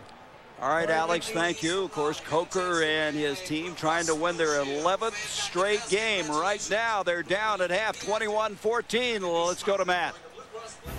All right, Gary, thanks very much. Ranked undefeated Miami trailing at halftime 21-14 as North Carolina needing desperately a victory. In fact, there's been talk, guys, that if John Bunting wants to keep his job, he's got to win 6 games. He had 3 at the start of the night. Well, it would be wonderful for him and for his team if they could continue to play the way they did in the second quarter. David, they had 215 yards to 41 for Miami. They had 11 first downs to 1. They didn't get that last score, but they've got the momentum, and they really need to cling to it. And, Gary, you mentioned he may need to win 6 games. He may only need to win 4 or 5 if you include an upset against Miami. It would be big. But the key statistic for me in the first half, North Carolina is holding Miami to less than 3 yards per carry on the ground. I think Brock Berlin's going to have to get things done for Miami in the second half. So let's go to Alex now. She's with Coach John Bunting. They spoke earlier. All right, Coach Bunting, describe the emotion in the locker room. What went on during the half? Well, those kids are real excited about the first half of the play, but they also know, they're smart enough to know, that's just a half. And they know who they're playing. They're excited about our fans. It's been a great night so far. And they want to go out and get started here in the third quarter. Chad Scott making his first start tonight. His career high for you is 76 yards, 118 in the first half. How does his play match your expectations? Well, he's had a great week of practice, and he knows that he's the guy that's going to carry the load tonight. So I'm really proud of what he's done so far. All right, Coach, thank you. Very well. All right, Alex, thank you. Connor Barth will be kicking off for North Carolina. There is Scott, the transfer from the University of Kentucky from Plant City, Florida, a guy who was a freshman All-American at Kentucky, then transferred over to North Carolina. Barth trying to squib it, trying to keep it away from Hester. It's going to be picked up instead by number 4, having trouble with it, lost it. And all of a sudden they have to fall on it at the 15. Darnell Jenkins eventually came up with it. That was a really strange-looking kickoff. Well, Carolina with 14 unanswered points, and Chad Scott, we've documented his performance in the first half. Able to take it in. Durant then coming back, hitting his tight end, Scott Brummett. And Chad Scott with a career-high 118 yards in the first half. He's on his way here for a 40-yard ramble. Polak with a catch, or tried to come up with it, and the interception by 3 at the end of the first half. So for the 15-yard line, Miami will start. Brock Berlin, relatively quiet in the game, comes out throwing. He gets his big tight end, Kevin Everett, and that's going to be a first down across the 40, a gain of 11. And Everett shaken up on the play. A Kilgore Jr. college transfer from Port Arthur, Texas, will take himself out, but they've got another big one in Greg Olson that could replace him. Yeah, this tight end core, with all the greats over the last few years, Bubba Franks and Jeremy Shockey, Kellen Winslow, Miami says they're in the best shape they've ever been at that position. And that is a mouthful when you think about it. First down now to the 26-yard line. Hand off to Gore. Gore bounces forward, tries to move the pile. Tough sledding to the 29. So Miami was trying to establish that run in the first half. They were led by Gore with only 21 yards in the first half. Everybody on the North Carolina sideline and on the field must remember that Brock Berlin doesn't even get warmed up until he should be reasonably expected to be out of the game. Then he brings his team back again and again. He may be the best comeback quarterback in America today. How about that Louisville game? They scored on 6 possessions in the second half, scored 17 points in 20 minutes to pull out the game. That's what you're talking about. End around Roscoe Parrish. He's trapped. He's in trouble, giving ground, still staying alive, and still finally dropped to the 19-yard line. Jeff Longhaney was there, a loss of 10, and North Carolina just would not give up on this play. We mentioned at halftime, North Carolina giving up less than 3 yards a carry against the Hurricanes. This unit up front has been very aggressive. Longhaney and that down front 4. Everett not being able to pick up the first down on third down, and this crowd is fired up. I tell you, they are flying to the football. Third down now, 17 yards to go. Quadrant Hill is in the backfield along with Brock Berlin. Berlin being flushed, throws over the middle, and there was nothing there. He had no time to set it up. Berlin is shaken up on the play. He is hurt at the 2. And now for the first time, wow, we have to hope that's minor. Hope maybe he's just shaken up for a moment. He took a shot as he tried to hit Hill, the fullback, over the middle. For the first time, the front 4 was able to put real pressure on Berlin without any help from any blitzing. Well, that was Tommy Davis. But Crudup getting ready, but Tommy Davis was putting heat on Berlin immediately up the gut and took him down hard. Tommy Davis, the junior out of Dudley, North Carolina. You see Crudup getting ready to go. He battled for the starting job a couple of years ago. The senior out of Delray Beach, Florida. Let's see if we can see what happened to Berlin on this play. We mentioned Davis as he was in his face. Well, Davis coming from the left side here. He's going to come free right up the gut on Berlin, and I think Berlin's going to land on his shoulder. That might have been the right arm or the shoulder. Let's take a look at the hit again, Bill. That's scary when you leave your feet. When you leave your feet in the pocket. It's terrible to land on that shoulder blade, and like I said, we just have to hope it's minor. Hope that Brock Berlin is okay. You don't ever want anybody to be injured. So the senior from Shreveport, Louisiana, shaken up. We'll be back to check his status. 21-14.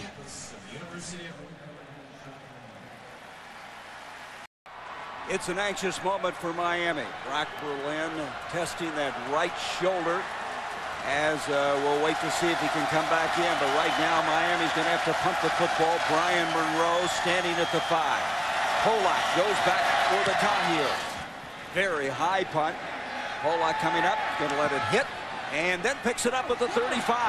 Jaworski Polak, and he goes down at the 38-yard line, and North Carolina will have it there. Buck Ortega over there to make the stop. Here's the BCS standings brought to you by Allstate.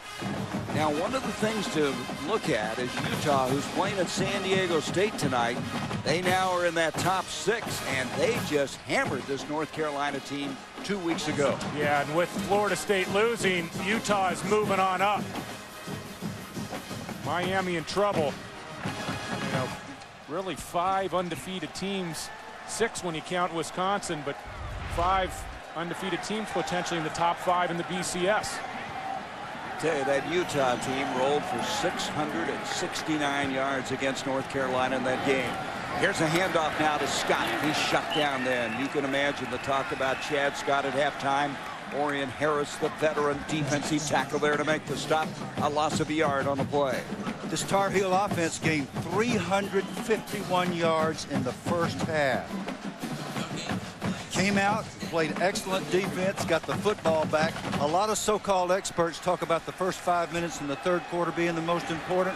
No, the rest of the game is important when you're playing the Hurricanes. You got to play well all night. Second down, 11 yards to go. 2 receivers top of the field now for Durant. Durant play action, a little roll. He's going to run. He's across the 40, the 45, the 50, and that's another first down. So North Carolina, that's got to give them some real confidence in the second half. A 14-yard scramble. So Miami likes to play with 2 deep safeties and then 5 men across underneath playing man-to-man defense. And as a quarterback, you love to break the line of scrimmage if you have the chance, because those 5 man-to-man defenders are going to be chasing receivers. And Darian Durant has done a nice job tonight running the football at times, keeping that Miami pass rush at a minimum in terms of their momentum up front. He's really made some good decisions. First down now at the 49-yard line of Miami. There's a handoff to Scott. Scott bouncing off 1, 2 tacklers, stays on his feet. He's across the 40, and he's inside the 40. Kareem Brown eventually made the tackle, a 10-yard pickup. Let's catch up with Alex, see what's happening with Brock Berlin. Hey, Gary, a sigh of relief here on the Miami sideline. I've been told that Brock Berlin just got the wind knocked out of him, that he will go back in. Also, Miami offensively, Kevin Everett, tight end, who was a little shaken up on a play, has a calf contusion that he suffered. He will also go back in the game, though. Well, that's good news for Miami. Brock Berlin on the phone with the right hand there, and that's good news. One more time on the hit, Tommy Davis, number 80. And as a quarterback, you hate to be in the air right there. Full force and effect of the weight of Tommy Davis. But being in the air is not near as bad as landing. Yeah, but I'm telling you, Bill, when you're in the air, you know it's coming. You know it's coming. It's almost worse. I'm just giving you a hard time. It's almost worse than the impact. I tell you, Berlin's a tough guy, though. Remember the shot he took against Louisville in the sternum, and he continued on in that game. So he's still in. That was a first down by measurement. Here's Durant back, throwing, far side, ball up, overthrown, incomplete. He was trying to hit Mason, who caught the touchdown pass to start this game, but they had that one measured all the way. Yeah, we got holding there. Willie McNeil, number 76, the right offensive tackle, did a takedown on Baraka Atkins, number 98. We mentioned earlier, North Carolina, the least penalized team in the ACC, just a little over 34 yards a game, but this is costly here, and it'll bring it back. Going to bring up 20 yards to go for the first down as they'll move it back to the 49. Well, Darian Durant, too, has to be careful down the field. He's got to make sure that he has an opening with the wide receiver when he tries to fit the ball in downfield. On that last play, he didn't have a look. He's got to come down to a secondary receiver or tuck that football and run with it. There's the penalty yardage we were talking about. 4th in the nation. 1st in the ACC for North Carolina. 1st and 20. And there's Durant keeping, and Durant runs across the 45 to the 42. Let's go to the studio. Here's Matt. Hi, Gary. Auburn on the road in Oxford to take on Ole Miss team they lost to last year. Jason Campbell up and over. They said he broke the plane, and they broke the tide. 7-0 at the half. Well, Auburn has beaten Ole Miss 5 straight times, but you guys are thinking Mississippi's really playing better football. Well, they are playing better football, but I think Auburn, there's a case for Auburn being the hottest team in the country right now, along with USC. Ole Miss beat them last year. 2nd down now, 14 yards to go. The snap comes back to Durant, setting up a screen. He's got it complete. Chad Scott, but he's not going to go anywhere. Lost a couple of yards back to the 45. Greg Frito had that interception at the end of the first half over there. So you are with us in one of the great settings in college football, Kenan Stadium on the campus of North Carolina. Right now, North Carolina leading the 3rd-ranked undefeated Miami Hurricane 21-14 with Bill Curry and David Norrie, along with Alex Flanagan. I'm Gary Bender, and this crowd has been really on fire here. A sellout crowd of over 60,000. From the 45, 3rd down now, 16 yards to go. Trips formation to the near side of the field. Play action. Durant complete. Mason inside the 40 to the 38-yard line. Still going to be about 9 yards to go for a first down, and that was Devin Hester now playing some defense. He'll go back now to receive the punt. There's a good old Southern word, everywhere. That guy's everywhere. I mean, you look at him, he's on offense. You look at him, he's on defense. He's out there playing man-to-man. Now he's going to catch the punt. Everywhere. I guess, yeah, he's everywhere. I mean, it's hard to be everywhere. They just moved him over to defense. He's got to be a very special guy. Just moved him over to defense and fall. Hester at the 10. They're going to kick it into the corner, and we're going to mark this. They're going to move the ball out to the 20. That'll be a touchback. But I guess very smart, staying away from number 4, and Brock Berlin will come back on the field. ESPN 2's College Football Saturday Primetime, brought to you by McDonald's and the all-new all-wheel drive Acura RL.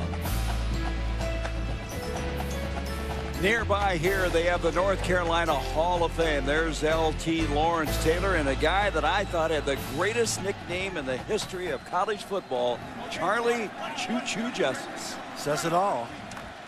He wasn't very big, was he? But he played in the 40s, and he was a legend. Well, he made everybody else look like a caboose. That's what I remember when I was a little kid watching him.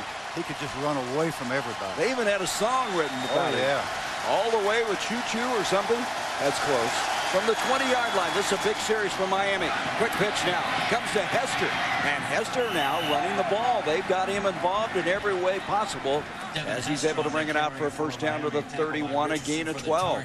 North Carolina has played very well defensively in this football thus far, but I think the key in this football game in the second half is how well North Carolina tackles the receivers for Miami after the catch. They cannot afford to turn these talented wide receivers on the outside loose after the catches in the pass game. You can see in that first half how North Carolina really got the better of it on the ground. They still do. But now Miami trying to change that. Here's Brock Berlin stepping up, breaks the tackle, throws up the field. Beautiful catch at the 50. And fighting his way is Hill, the fullback, to the 45. Give Berlin a lot of credit. He had a lot of pressure. He was hit, kept his poise, and just completed a 23-yard pass. Well, this is what Berlin does so well. Tommy Davis had him again in his grasp. Berlin was strong enough. He just ripped away, and he calmly stepped up and delivered the foot. There you are. That should have been a sack. He just beat the defensive end with physical presence and strength, and he delivered a strike. That's what Brock Berlin does to bring his team back. And this team fully expects to go down the field and score and win this game. Excuse me, Bill. Centerus Moss was the guy that caught that ball for 23 yards, sets it up at the 44-yard line. Looks like the blitz is coming. They're coming after Berlin over the middle, and the tight end, Olsen, did not see the football. Well, let's go down to Alex and get an update on Brock Berlin. Hey, Gary, well, we talk about the physical toughness of Brock Berlin, but what about his mental toughness? I want to remind you guys, this is a kid who was being booed in the first half of the Louisville game at his home stadium. One person whose support has never wavered for Brock Berlin is his head coach, Larry Coker. Coker says that Brock has never flinched once. He's never doubted himself. Brock has handled the pressure so well, especially this year. He says now, Gary, he's learned to just laugh at the booing. Well, right now, he's coming back from taking a real shot, trying to regroup. He's back to throw on 2nd and 10 up the field, and Olsen, the tight end, can't hang on. That was Sensabaugh who made the contact and did not allow him to latch onto the football. They say Olsen catches everything. This is really one of the young talents in college football. Well, almost everything. Berlin got hit on this play, too, guys, when he released the ball. Terry Hunter, number 91, one of the young, really talented defensive linemen. Carolina coaches really like young Hunter. 4 wideouts on a 3rd down 10. Roscoe Parrish is one of those split to the top of the field. Berlin, he tried to hit a wide receiver screen, and that did not get going. It was deflected.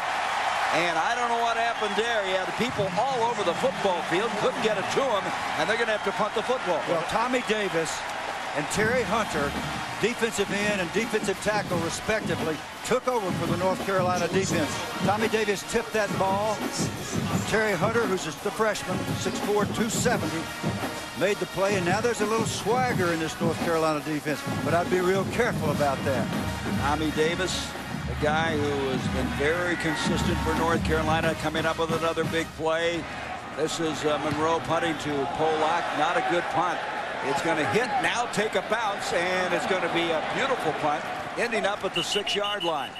Wasn't very pretty, but very effective. Well, we've talked about Miami coming back. They were trailing by 7 with under a minute to go.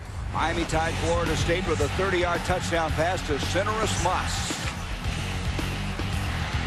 They would go on to win the game in overtime when Frank Gore scampered in from 18 yards out.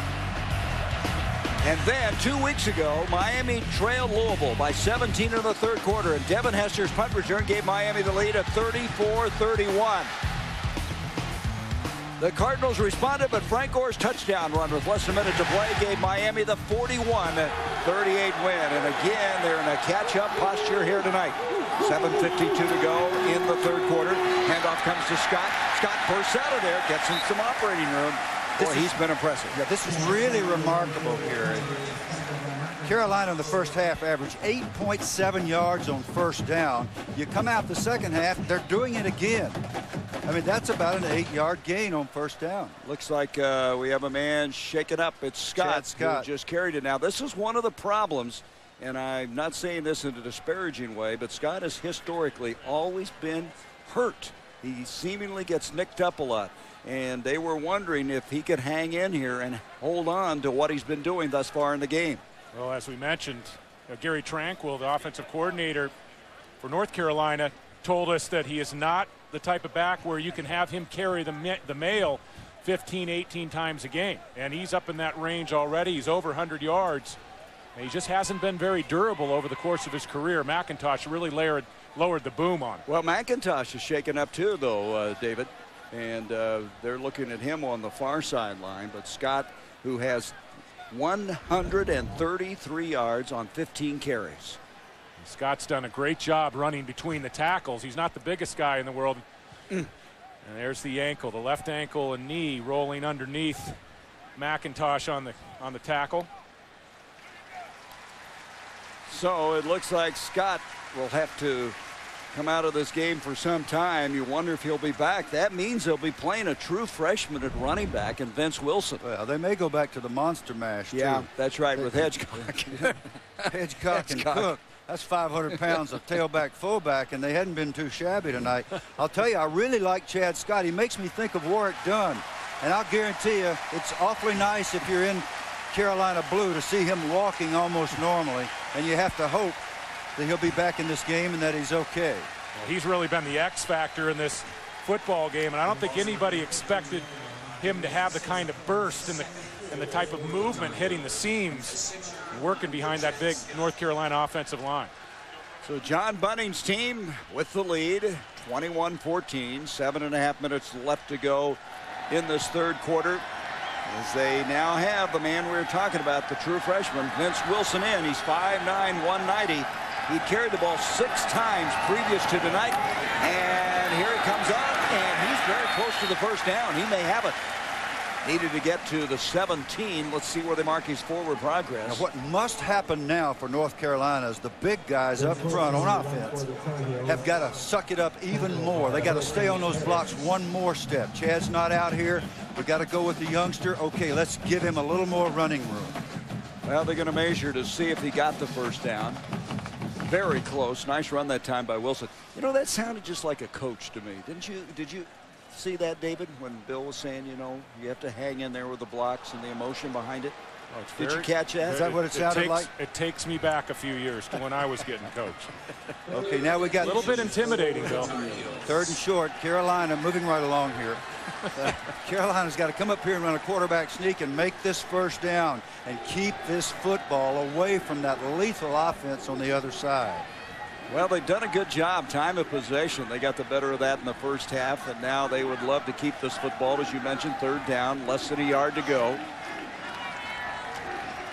And Scott's going to go into the locker room.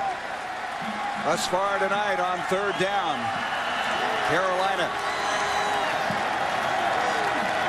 3 of 5 on its 7+ yards, and here is the carry. Straight ahead goes Hedgecock, the big monster mash guy that Bill was talking about. He got the first down. Let's go to Matt Weiner. Gary, Utah to the all-important number 6 slot in the BCS standings at San Diego State tonight. So far, so good. Paris Warren, the little shuttle pass, 5 yards. Utes take an early 7-0 lead. Tell you what, that San Diego State team, the dark side defense, they are tough. Utah getting the early advantage there, and Utah then will play Colorado State as they continue on, and of course they finish up at home against BYU. Scott looks like he's going to be out for a while. Here's a handoff, and it goes to the big guy, Hedgecock, and Hedgecock able to get it to the 20. Scott goes to the locker room, and Alex has got an update on that. Gary, I've been told that Chad Scott suffered a left hip pointer, as you mentioned, and as you just saw, they are taking him into the locker room for further evaluation. Still hopeful that he might be able to return in this game.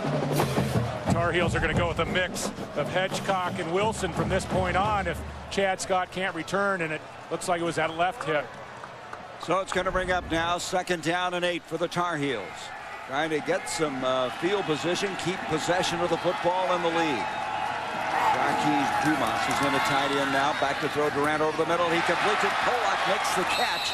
He gets it out to the 25. He'll be 4 yards short of the first down. They have another 3rd down. Kelly Jennings, the cornerback out of Live Oak, Florida, there to make the tackle. 3rd down, 3 now. Clock down to 5.5 minutes are approaching there. North Carolina trying to upset the undefeated Miami Hurricane. They've won 10 in a row. 4 wideouts. Dumas comes in as the tight end. Darian Durant has made good decisions. He had one bad play at the end of the first half, suffering the interception at the goal line. Durant is back. Throwing, complete. No, couldn't hang on. Almost coming up with it was Polak, and it'll bring up a 4th down. I didn't like the route there by Polak. And I think Polak has got to get a little bit more upfield thrust here, get to the chains. As he's going to lose ground there, and you got to get a little more press, and you get a look at the physical style of Antrell Roll on the outside. For the first time tonight, Carolina having to punt from deep in their own territory, and you got that specter of having to kick it down there to the guy that nobody on Carolina's sideline wants to see with the ball in his hand. And that's Devin Hester. Here's the punt. to the far side of the field, and not well done. They're going to have the ball deep in North Carolina territory. They're going to set up the 40-yard line. Yep. That was only a 15-yard punt. Earlier, 22 yards. Hester just messes up everything. Charlie Choo-Choo Justice to find Carolina football from 46 to 49. Honored and Benny Goodman's song all the way choo-choo. Charlie had his breakout game back in 1946 versus the same Miami Hurricanes. And so, choo-choo in this Hall of Fame, his number displayed. And could you sing that song for us, David? Do you remember the song? No, I don't remember that song. That's a little bit before my time. But Darian Durant, with his 48 school record, says that when he broke that touchdown record of Choo-Choo Justice, that's the record he treasures the most. That was an interesting comment he made. And here's a run by Tyrone Moss. And he breaks down to the 24-yard line before he's shut down after the poor punt. Good field position. Miami now trying to tie this game up. 15-yard run by Moss. This defense has given marvelous effort. They've averaged a relinquishing 3 yards per play on first down. But Miami just keeps coming at you, and the defense is going to have to keep the pressure on. They got 21 minutes of football left. Larry Coker's been in these positions before, and his team right now trying to change things. You saw Woldridge, the punter, who's had to alter his punts to keep the ball away from Hester. Hand off to Moss again. He straightened up and dropped. Great reaction that time by the powder blue. They were there, the Carolina blue uniform. Longhaney was one of those. Jeff Longhaney, the linebacker, was there first. Doug Justice, not related to Choo-Choo, came up with also an assist on the play. Nice job. Nice defensive call by John Goodikins up front. You see both backers up front. Here they come. They're going to cross here and around. No way you can block those guys. And they're clean in the backfield for a nice tackle. That sends the ball starting it up, and Justice finishes it off. A loss of a yard. Second down, 11. Inside 4 minutes to go in the third. Berlin double pumping, throwing corner, and his man's not there. He double pumped, turned, and thought that Roscoe Parrish would be on a fly pattern to the far sideline. They were not on the same page. Well, Miami came out in the second half with a renewed commitment to the run game, and North Carolina's picked up on that. North Carolina's starting to play man-to-man on the outside. They're using a free safety over the top for help, but you gotta look for those wide receivers on the outside if you're Brock Berlin. North Carolina's starting to man up on the outside. Big play, 3rd and 11. Berlin has missed his last 5 pass attempts. 0 for 5, and now a 3rd and 11. This crowd is on fire. Here's Berlin again, going up the field. He completes it. The catch is made, and the big tight end, Greg Olson, drags a Tar Heel with him to the 8-yard line. It'll be 1st and goal, Miami. Going to be a future great tight end, Greg Olson. Maybe close to great now. That's Milan Carey trying to cover him. He's right. He's close, but not close enough. Barely gets the big guy on the ground. Yeah, this is a nice ball by Brock Berlin. Brock Berlin put that ball in the air before Olson came open. Great anticipation from the pocket by Berlin. Olson, a transfer from Notre Dame. He's 6'6", 250-pound redshirt freshman. 1st and goal at the 8. Handoff Moss. Moss bounces 5. Moss to the 1.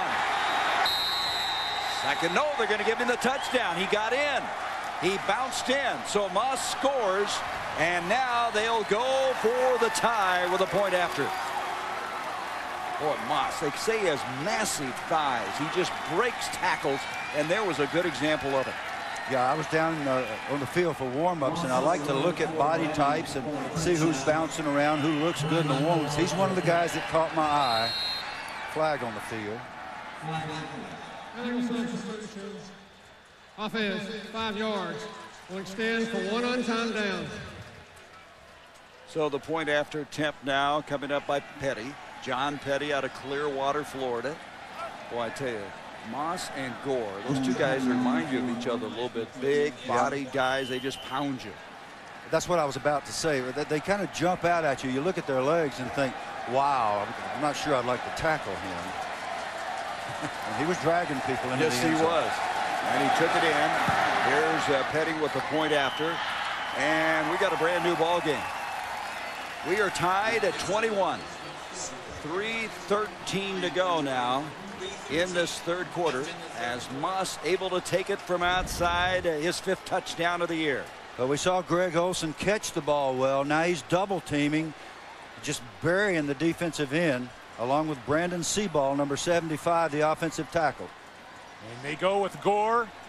Gore's the type of back that can make you miss, and then they bring in Moss, and he is a hammer in between the tackles. Very tough to bring down, and really a punishing runner in short yardage and goal line situations.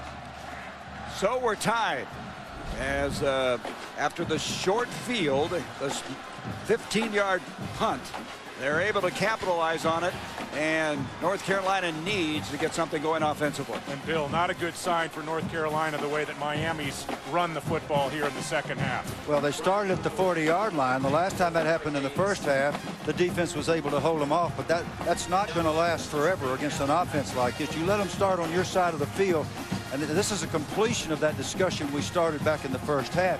They got like a 70% opportunity, chance of scoring on an average basis when they start in your territory. That's why the punting game is so important, and that's why the field position game has been so much in the favor of this Miami team all night long. They're tough enough to defend when you put them on a short field. That's Gary, double trouble. Yeah, you said it best of all. Devin Hester messes up everything for the Tar Heels. Heck of a throw by Berlin to Olson to keep the drive alive. Yep, and here's the kickoff by Monroe. It's going to be Dell Roberts. Roberts will bring it out to the 10, to the 15, to the 20. Boy, there for a moment, there was a big gap. Looked like he had a chance to have a big return, and guess who made the tackle? Who do you think that was? Devin Hester. Torpedo. Hey, tonight at midnight Eastern on ESPN, join Reese Davis, Trev Alberts, and Mark May for all the news, notes, and highlights from today's game on College Game Day Final. For more information, log on to ESPN.com. How about Hester? He may be the most valuable guy on the field. He gives you about 30 yards of field position on every punt exchange. If you kick it to him, he runs for a touchdown. I think he got a little shaken up. He makes tackles. Catches the ball out of the backfield. So from the 22, Durant needs to get something going just outside. 3 minutes left here in this third quarter. He's going to give off to the big guy, Hedgecock, and he's able to spin his way almost to the 25. Roger McIntosh here to make the tackle. Now, this is a crucial moment for this North Carolina team. We mentioned earlier in the game, this is a fragile psyche here. This team has suffered. It's endured a lot of criticism, much of it deserved, some of it not so deserved. But they've got to come out and they've got to answer this outstanding Miami team with some kind of drive. They don't necessarily have to score, but they need to move the football. Second down coming up. You can see they've allowed 220 yards rushing. Most of that coming in the first half. And they're having a tough time getting it going right now as Durant keeping and got across the 25 to the 26-yard line. Well, Bill, we talk so much about physical football, defensive line versus offensive line. This has become a physical game between the defensive backs of Miami and the wide receivers for North Carolina. They are not letting these wide receivers get off the line of scrimmage, and the passing game, Darian Durant is really suffering as a result. Big third down. Third down and 5 now. 4 wideouts. Dumas is the tight end, and we're going to have a timeout called. Timeout by Miami. So they'll talk it over with 1:56 left to go. Boy, if you give up the ball, you've got a similar circumstance. You'll be giving the ball to Miami at the short field. Let's go down to Alex Flanagan. Well, Gary, as you guys have mentioned, one of the keys to North Carolina's offense is center Jason Brown. He came to me during the half, shook my hand, and said, this is what football is all about. He is the emotional leader on this team, a captain. Part of the reason why he's such a mature leader may have come because of the tragedy that he has suffered at such a young age. A little over a year ago, he lost his brother Lunston, who died in Baghdad. Jason told me that Lunston now lives at the family's farm here in North Carolina. They buried him on the farm, and they plant flowers on his grave. As a reminder to Jason, Gary, he wears his brother's dog tags always. Yeah, and he pulled him out when we were talking to him in the meeting, and I just sat there mesmerized. And I tell you what, Jason Brown is one of my heroes. Yeah. You watch him and you get to be around him. A lot of people don't get to see these guys in the trenches and see what they're all about. he is the epitome of what is good about college football. I'm amazed week in and week out when we go on the road and we meet with some of these young scholar athletes, and really when you sit down with a guy like Jason Brown, it makes it all worth it. I mean, I have not seen a kid as impressive as Jason Brown in a long time, and that was really a special moment yesterday to hear him talk about his brother. So Miami called for the timeout. They think they're going to get the football back. 3rd down and 5 now for Durant. North Carolina needs something good to happen. Good protection, excellent protection. A throw complete, a catch made by Hamlet, the tight end, and they got it. Boy, you talk about pass blocking. There was absolutely nobody getting to Darian Durant. Randy Shannon is pulling out all the stops with pass rush stunts, trying to get to this quarterback. Watch Jason Brown, boom, right there. Big guy, on the loop. Javon Nanton, number 57, trying to come up the pipe, and he gets a mouthful of Rydell for his trouble. And down, he's buckled. Jason buries him. First down. And Darian Durant threw that behind his big tight end. What a play by his tight end to turn around and make that catch gear down in the seam. Hamlet with 3 catches for 51 yards. You talk about stoning somebody. That was a stone play by Jason Brown. I mean, he just shut that play down. We're going to have a timeout. Now, Miami's used 2 timeouts here. And looks like Chad Scott's back on the field. I don't know if he'll be able to play, but that may be very encouraging for Tar Heel fans here. Scott with his brilliant performance. Hey, be sure to join us tomorrow night on ESPN as our 19 consecutive days of football continues with Sunday Night Football. This week, 2 of the NFL's most storied franchises, the Chicago Bears and the San Francisco 49ers. Brian Urlacher will be running all over the football field. It's taking place in historic Soldier Field. Coverage begins with NFL Primetime presented by Miller Lite at 7:30 Eastern. For more information, log on to ESPN.com. You know, Gary and Bill, after the interception by Darian Durant at the end of the first half, he really hasn't been himself. I mean, he came out, he played so well in the first half. Even when they picked up the first down on that last play, it just was not a good throw. And I think Durant is still a bit shaken from the decision he made at the end of the first half. And he was red hot to start off this football game. Well, I think that's a really astute observation. I think you're right. He hadn't seemed quite the same. And he's going to have to regain his touch and his magic for them to stay in the game. You said it in the open. He's got to be a masterful player all night long for them to be a contender with this heavyweight they're fighting. You know, he's played so well, and yet as a starter, his record is 8-21, and really not indicative of how well he has done as Scott trying to loosen up on the sideline, but they did convert the 3rd down. Here's Durant on a half roll, flag on the play. He's going to take off, gets to the 40, to the 43, but as we mentioned, a flag was thrown at the get-go. Nanton over to make the tackle for the Miami Golden Hurricanes as they're going to mark the ball at the 43, and it's against Miami, the Hurricanes offside. I'll tell you a really funny thing. I was down there during warm-ups, and the Miami defensive linemen were lining up off sides in the warm-ups. And I thought to myself, geez, the coach hadn't said anything to him. And Randy Shannon is not going to be happy. That's about the 3rd time that's happened tonight. You give him a cheat. This is a 1st and 5 now. What North Carolina needs to do is make first downs. 1st and 5 is lovely. Well, what they've done now, guys, Replay 1st down. is they've reasserted themselves field position-wise. Oh, yes. And that's huge. They've changed the field position. They needed to do that. Now they need to take it on down. And maybe even more importantly, you didn't want to see that if you're Coach Bunning, you didn't want to see that defense come back out on the field after 3 plays. You didn't want to see a 3 and out. John Bunning, the guy who we mentioned is fighting for his life here in North Carolina. What a win this would be. Here's a handoff to Hedgecock. Hedgecock is going to pound it forward, drags the tackler across the 45 to the 46. And let's go to Matt Weiner. Gary, unbeaten Auburn trying to survive the night in Oxford, Mississippi to get to that showdown with Georgia November 13th. Jason Campbell to the Cadillac. Carnell Williams, 58-yard gainer, set up a touchdown by his running mate Ronnie Brown. Tigers up 14-0 in the 3rd. Auburn trying to go 9-0 on the year. And so now it'll bring up 2nd down and 2 for North Carolina. We're tied at 21. 20 seconds left in this quarter. Hedgecock is the tailback. And Hedgecock's going to get the ball, tucks it away, slams forward. I'll tell you, he is a bulldozer.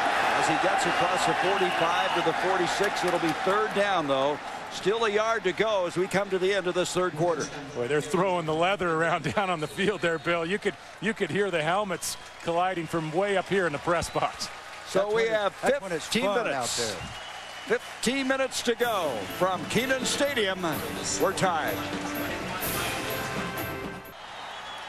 We go to quarter number 4. Here's a big play coming up. Third down and a yard. And quarterback, what do you think, Norrie? If Carolina wants to win this game, they need to fake it in the line and throw and go for the touchdown. Whoa. What do you think, David? Put it up. I think they'll keep it on the ground here. Well, let's see. And Durant gives a Hitchcock. There's a penalty flag. Hitchcock moved. So that is going to change the call. The flag calling back what looked like might have been a first down. I think he was very close, but it's going to go against the Tar Heels. So after all that waiting for the quarter change, they move, and that's a costly penalty for Carolina. Unbelievable mistake. Illegal motion, 44 offense, 5 yards, free spot. We play third down. So it's going to be third down now. 6 yards to go. Bart Starr used to kill people on third and short, even fourth and short out in the field like that. People didn't expect it from a conservative offense. And these are the games in which you must take intelligent risk when you got a shot at something like that. Especially when you're trying to beat the number 3 ranked team in the country. Chad Scott, by the way, is back in the game. Scott is in at running back. Third down, 6 yards to go. Durant, protection is there, throws up the field, and it's caught. It's Holly. Jesse Holly makes a huge third down and 6 catch across the 45 to the 44. That's a gain of 15 on the play. Miami playing man-to-man, 5 across. And how do you attack man-to-man defense? You run crossing routes. You allow your wide receivers to run away from man defenders. And Darian Durant, great patience, great work by the heavies up front, giving him time. And that is a beautiful throw on the dig route. And they're 6 of 12 on third down. After that conversion, they set it up inside the 45. Durant's getting some protection when he needs it. Beautiful blocking up front the last time. Here's a quarterback draw. Durant is able to drag people, fight his way inside the 40 to the 38. And Atkins eventually there. And that's the big, strong legs of Durant. I mean, he is a tough guy to tackle. He is. Baraka Atkins, you notice if you're watching closely, he's trying to rip the ball out. That's another thing that Coach Bunning and his staff has to remind constantly. Remind their players, secure the football. This defense takes it away so often. Gain of 6, 2nd and 4. And this is going to be Scott, who's back in, and Scott got the first down, and he looks healthy to me. That was a good cut that time as Threet made the tackle. And that's a great point that you made earlier, Bill. I mean, one of the concerns with Scott and Wilson, as we talked to the offensive coaches for North Carolina during the week, was ball security. They tend to drop the ball, put the ball on the ground, both in practice and games. Threet just picked up a moment ago his 8th tackle, make it his 7th tackle of the game. That's going to mark the ball now at the 34. So North Carolina starting this 4th quarter very successfully. This drive is a great encouragement to Carolina. This Miami team, when leading at the end of 3 quarters, has won 174 out of 176 games. But they weren't leading this time. Boy, that's an amazing stat, isn't it? Here's a handoff to Scott. Scott gets wide. He's to the 30. He's to the 25. And did the ball come out? He may have come out. No indication, though, that there's a change of possession. It's going to be Carolina ball. Scott got to the 25. He's about a yard short of the first down. Coming out of the ball game now, shaken up on the plays. Kareem Brown, the defensive tackle, he limps off the field. Well, Scott has shown the speed to match the speed of Miami. Watch his cut to the right, back up into the hole, contact. And does the ball is out underneath his left elbow. And Scott didn't get that back. That was an offensive lineman. Couldn't get a look at the number. It might have been Jock Dumas. Anyway, it's going to bring up 2nd and a yard. Scott again got the first down. Scott's got more. Look at this guy leg drive as he gets it to the 21. Chad Scott becoming a big, big story in this football game. Yeah, Jacques Dumas was the hero coming up with that football. They did rip the ball out. Kelly Jennings ripped the ball out of Scott's grasp.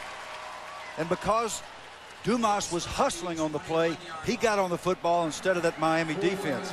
This is a very impressive drive by this beleaguered North Carolina team. Scott now with 150 yards rushing on 19 carries. He remains in a tailback. First down now as Durant now changing the play at the line of scrimmage. And Durant has an opportunity, man-to-man. And a flag is thrown. He's flushed out, and he's going to be thrown for a loss. Had no chance whatsoever because Leon Williams, the middle linebacker, but as we mentioned, a flag earlier. Well, Darian Durant looked out, and he saw man-to-man on the noses of his wideouts. That's the 4th time that Miami's lined up offsides. If you line up offsides in warm-ups, you're going to line up offsides in the game, and it really is a very welcome gift to this inspired North Carolina team. Well, the Hurricanes had a full blitz. Number 95, 5 yards.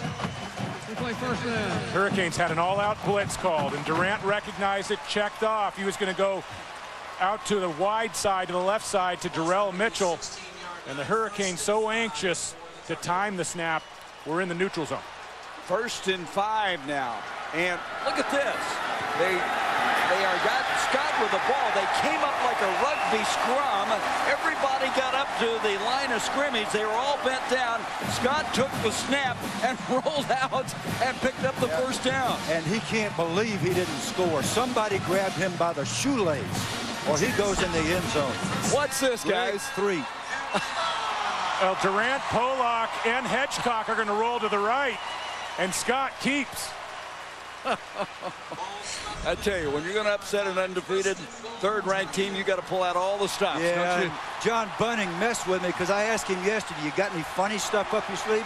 Not really. No, not too much. Just going to go at him. I think that was a funny thing, funny stuff right there. 1st and goal now, just inside the 10-yard line. We're tied at 21, and the handoff, and this is going to be taken in for the touchdown. It's Scott again. Scott undenied, cracks in, and North Carolina has retaken the lead.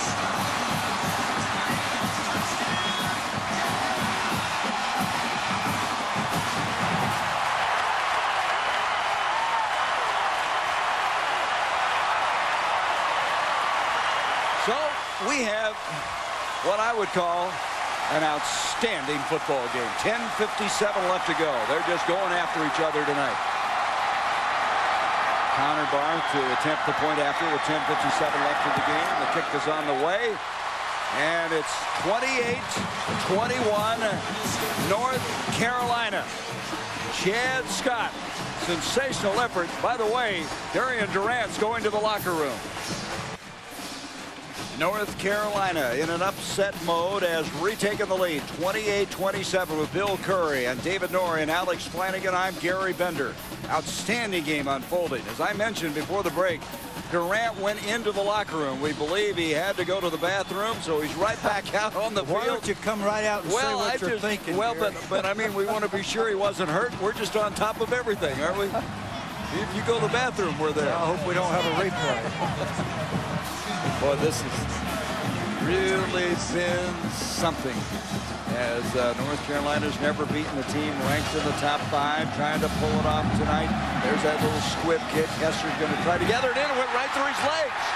He goes back, and he's going to go to a knee, and that'll be the touchback, and they'll bring it out to the 20-yard line. I tell you, that was a pretty effective kick that time. Well, it ran up the front of him last time, and he ended up having to fall on it. Poor full field position. This time it went through his legs. What North Carolina has to hope is that he never picks one of those things up on the dead run. Yeah. Because then your coverage. He hadn't played a lot of shortstop in his life. Yeah. I don't think the Red Sox or Cardinals are going to sign him anytime soon to play shortstop. I'll tell you what, I'd sign him to play on my football team. There is Scott. What a game he has He's had. been wonderful. Chad Scott's been just great tonight. Here we go. 10:57 left to go from the 20-yard line. Brock Berlin. His team down by a touchdown again. Berlin on a roll. Throws up the field, and it's complete. And And the catch will set it up at the 34. The catch made by Darnell Jenkins. And here's our Yamaha game track. Scott was injured in the third quarter, and you wondered if he could come back. He'd been sensational. And then Tyrone Moss tied up the ball game at 21-all. And then Scott came back from the injury, and he has given North Carolina a 28-21 lead. First down at the 35. Moss is the running back now, along with Hill, the fullback. Hand to Moss. Moss to the corner. Flag on the play. 45. And boy, I tell you, when you challenge him in the open field, you are taking on a load. And Cedric Holt did and made the tackle. But there is a flag. It's going to be holding against Miami.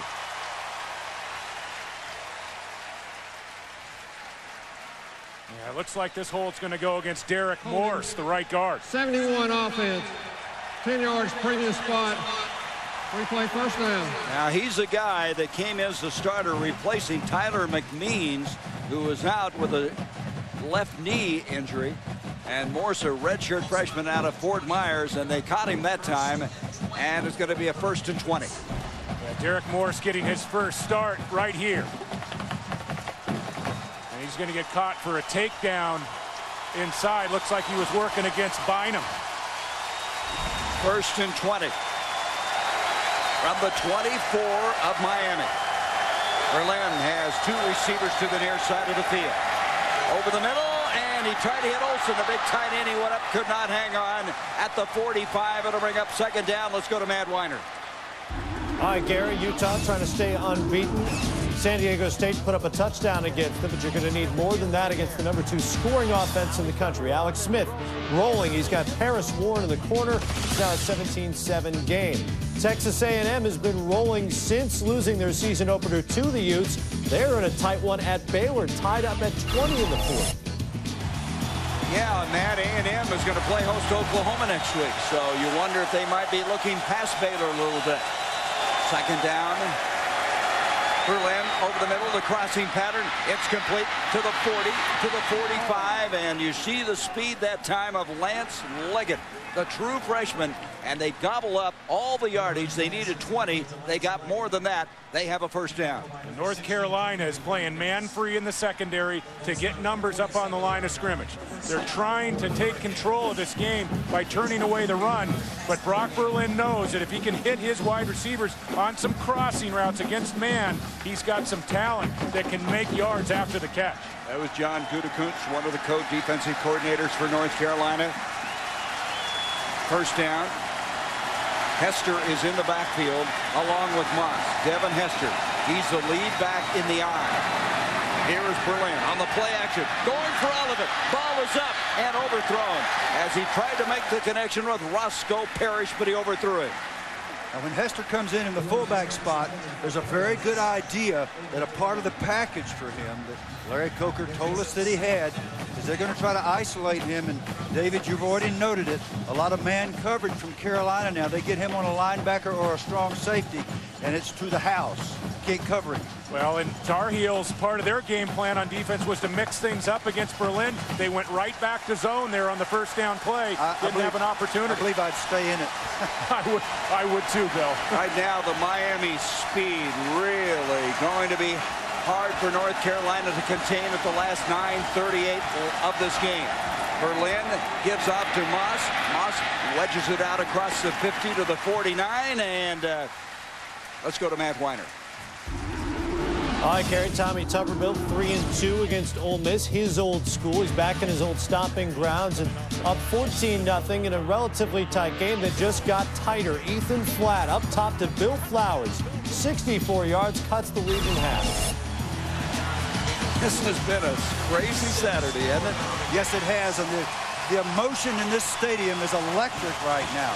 It's a wonderful place to be. 3rd down and 6. I agree with you, Bill. It is a great place to be. 3rd down, 6 now. Inside, 9 minutes left in the game. 4 wideouts. Berlin, crossing pattern. A catch is made by centerist Moss. He's got another first down. And the crossing pattern, you said this, David, really starting to pay dividends for Miami. Well, I think that Brock Berlin needs to be patient. He doesn't have to make the real tough throws down the field like he tried to make to Olsen at the start of this drive. If he can just make the simple throws to guys like Moss and Parrish and Leggett, they have such great speed running away from the man-to-man defenders, and they're so good after the catch. Centerist, of course, the little brother of Santana Moss, who's now with the New York Jets. First down at the 35. Miami trying to tie this game up. Philip Humphreys now come in at the fullback spot. Moss is the tailback. This is Moss. And he's hit. I mean, instantaneously. Great reaction by Tommy Richardson, the ex-safety, now linebacker for North Carolina. And that was Richardson isolated on the speedy wide receiver, Moss, the play before. This time they brought him off the corner. He's a little bit better at that sort of thing. He was unblocked, made a big hit in the backfield. It was like a strong safety blitz. Very smart. They called him the emotional leader of this defense. And the junior out of Miami, North Miami Beach, made a big play. A loss of 3, 2nd and 13. Good recognition by Marvin Sanders, co-coordinator. 2 receivers put to the top of the field. Berlin looks, double pumps, going deep, into the corner. Ball is up, overthrown as he tried to hit Lance Leggett. And Berlin still trying to go for it all on 2 occasions, but North Carolina has been there. Well, what Larry Coker's saying to North Carolina is, I see the man coverage, and every time you get in it, we're going to put it up. Well, there was man coverage on that play, but Kareem Taylor was playing as a helping safety behind, and Taylor played that play perfectly. He kept his depth as a safety, even when the pump fake burned the corner underneath. North Carolina, I should say, Miami is 3 of 8 on 3rd down. This is 3rd and 13. Trips formation, top of the field. This place is alive. It is loud. Berlin stepping up. It's Olsen, the tight end, but he's not going to get the first down. On a 3rd and 13, he's cut down by Cedric Holt, the linebacker out of Wadesboro, North Carolina. He only weighs 190, and he took on that big 6'6" tight end. And even in 3rd and long, I think Coker's going to go here. I mean, it's a long field goal, 4th and long. Excuse me, but I think Coker's going to go. This is too long a field goal try. 4th down and 8. Big play of this game. Zone coverage that time. You can see what they need to get. Just to the 25, just outside it. Berlin was headed to the sidelines, and Coker motioned him back on the field. Berlin, you can hardly hear right now, throws up the field, and Olsen dropped it. He has dropped a couple today. 3 to be exact, and that's a big drop. North Carolina's got the football. Guess who made the hit? Gerald Sensabaugh, who said he wasn't all that impressed with this offense anyhow. He's the same guy that lit up Olsen the last time the big man went down the middle. And we documented Sensabaugh was a guy that gave Miami some bulletin board material. Said that they had a simple offense. Well, I think thus far he has backed up his talk. Oh, it was a wonderful play breaking on that football. I thought it was just as much his break on the football as a drop by Olsen. And you know, Sensabaugh, when you talk about Berlin and this football team, the Hurricanes, the way he did, that's writing a big check. And oftentimes it comes back NSF, Bill. You know what that means? Yes, I do. Insufficient funds. Here is Scott. Scott down to the 35-36. Now, what is critical in this game is that Miami had to burn a couple of timeouts earlier. They're down to 1 timeout as they try to get the ball back. Well, Berlin makes a nice throw, and he's facing some pressure in the pocket. Olsen needs to secure that football, but also a great play by Sensabaugh over with the left arm, coming down on the reception by Olsen to shake the football free. Brock Berlin hopes to get the ball back. 6.5 minutes left to go in the game. His team down 28-21. Chad Scott is in the backfield. They have a cluster of receivers to the top of the field. Hand off to Scott. Little delay. Bounces outside. He's to the 40, to the 42. Nice vision that time by Scott, picking up the yardage. Let's go to Matt once again. All right, Gary, let's go back out west once again. Southern California for Utah and San Diego State. Back come the Aztecs. Little play action and a keeper from Kevin O'Connell just nips the pylon on his way out of bounds. That'll score for a touchdown, and that'll bring the Aztecs back within 3. A&M back on top at Baylor, 27-20. Okay, San Diego State, Tom Kraft's team is a handful defensively. If they get any offense going, Utah could have a real Donnybrook before it's over. 3rd down now, 3 yards to go for Carolina. 5:40 left in the game. A rollout by Gary Durant. He's going to now run it and throw it at the last minute. And that'll go incomplete, or they say he was out of bounds. I think they say he stepped out of bounds before he threw the ball, and they will mark it. So that's going to bring up a 4th down. Baraka Atkins was over there putting the pressure on. Atkins, who they say can literally dominate a football game. The sophomore out of Sarasota was there. And now what do you do here? You've got Hester going back. Woolridge has punted one 22 and 15 yards. You don't think maybe Hester isn't in his head a little bit? They're going to put 2 people back there. And talking to the coaches, Don Solinger, who's the special teams coach before the game, I was standing on the field. He said, we're going to put 2 back there and make him kick to one of us. Oh, and at least if you only get off a 20 or 25-yard putt, angling it out of bounds, the Hurricanes will get it in their end. So here is Woolridge, who has had a less than memorable night thus far. He just kicks this away, and he hammered it. And they're going to have to call for the fair catch. And Woolridge, he has to be exonerated. He probably feels, why didn't you let me do this all night long? What a punt. That was a 52-yard punt by Woolridge, the sophomore out of Advance, North Carolina. Miami with the ball. ESPN2's College Football Saturday Primetime. Brought to you by Mercedes-Benz. Located on the web at MBUSA.com. What a day we've had in college football. We're going to take a look at some of the scores, the big scores that we have had. USC beating Washington State. Auburn battling Ole Miss. Look at this. Georgia defeated Florida. Florida State was beaten. And if Miami loses this game tonight, we're going to show you a graphic that's stunning. The last time the 3 Florida schools lost a football game on the same day goes all the way back to 1978. Back to throw is Berlin. Sets up a screen. Complete to Gore. Gore out to the 20. Breaks the tackle to the 25, the 30. And Gore able to negotiate the 35-yard line before Jacoby Watkins was over there to make the tackle. Co-defensive coordinator Marvin Sanders was very explicit with us yesterday. He said, we're looking for people to make plays. We need somebody to step up and make a play for us. Well, Gerald Sensabaugh has made plays. Tommy Davis has made plays. Jeff Longaney has made plays. Now, about 11 blue shirts got to make plays if they're going to stop this juggernaut, the Miami Hurricanes. That was a good point, Bill. Somebody else may have to make a big play if they're going to win this one. Here is Berlin back, going deep, ball up. They keep going long. They can't make the connection. It was going to be Darnell Jenkins, the intended receiver, and they could not get to him. Tonight at midnight Eastern on ESPN, join Reese Davis, Trev Alberts, and Mark May for all the news, notes, and highlights from today's game on College Game Day Final.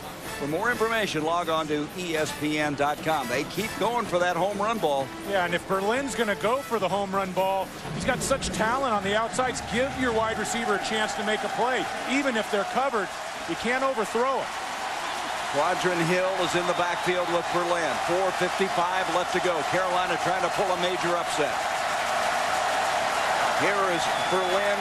Time to throw. Broken up, batted down, and caught eventually by one of the Miami players. We'll have to wait and see who came up with it. It was a live ball. Berlin. I think it's Berlin that got it back. That's right. It was Berlin. Can't throw it again, so he has to try to run it. The reason North Carolina, in my opinion, not really North Carolina, but Miami, is so powerful in the 4th quarter is because they out-condition people. Look at here. Great play by Seawright up in the air. Batted back in his face. 6'6", Seawright, we might add. 3rd down already. 3rd down and 12 after Berlin caught his pass. looking up the field, throws, it's caught, first down to the 50-yard line, and that will be Lance Leggett, who's now becoming a big factor in this game.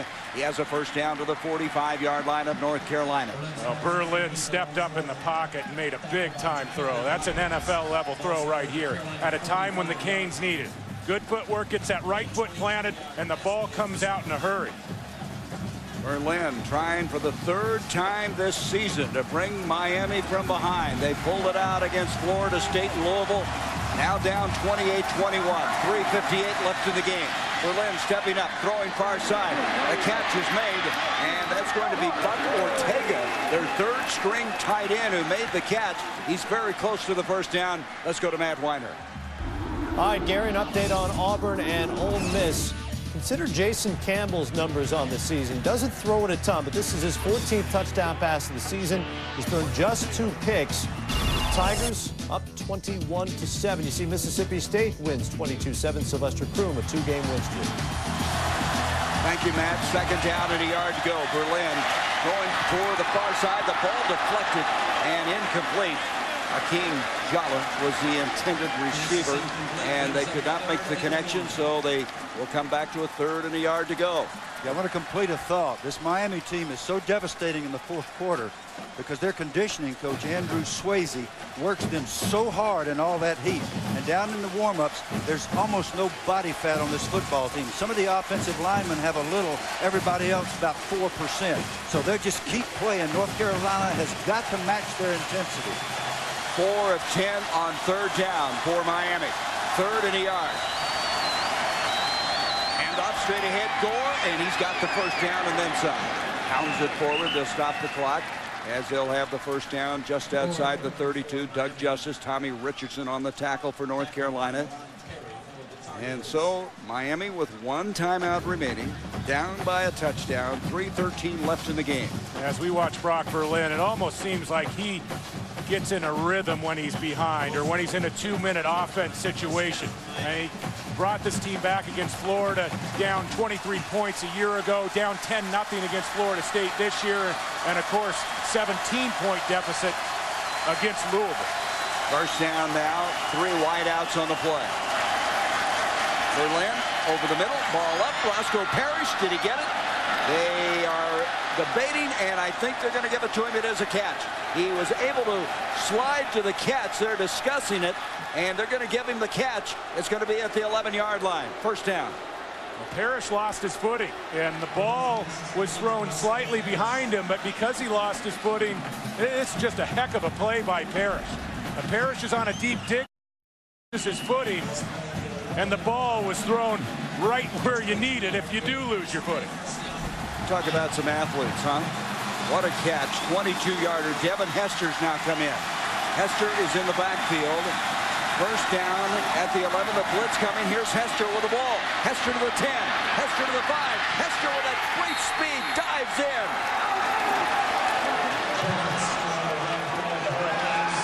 Devin Hester is one of those guys that you just have to have on the football field. And there's a good example. As you've said before, speed kills, and they made all the difference as he took it in, and it's a 1-point game. And this Miami team, taking the ball off their own 9-yard line, fully expected to do what we just saw them do. They go down the field. They're in superb condition. They expect to score. They score. Now they're going to try to tie it up for the extra point. North Carolina has to match them. Petty, the point after attempt. The kick was up, and we are tied again. 28 all, 2:25 left to go. John Bunning's team, again, do they have another touchdown or field goal in them? We'll come back and find out.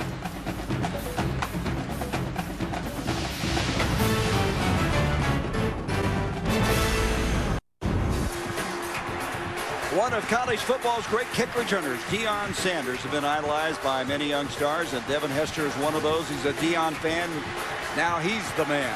While Deion seemed to shine brightest in prime time, Hester has been showing that he can break out anytime, is the nickname that our crew has given him. And of course, Hester, just a moment ago, 11 yards for the touchdown, and it was just sheer speed that got him in the end zone. Yeah, I mean, they did have the corner block. There are a lot of folks, a lot of good backs that would not have made that. All right, Devin guys. Hester ran his customary 4-2, and he got in the end zone. Let's set the scene. We're tied at 28, 2:25 left to go. Carolina with 3 timeouts left to try to keep this game from going into overtime. What do you expect? Well, I expect Miami to bring the heat on defense. Here's the kickoff now. It's going to be hauled in at the 10-yard line, and this is going to be a freshman we've been talking about, Del Roberts, who brought it out. We have a flag on the play as Roberts got up to the 25-yard line. It's got to be against North Carolina, so that was short circuit, this big drive. And let's go down to Alex Flanagan. Alex?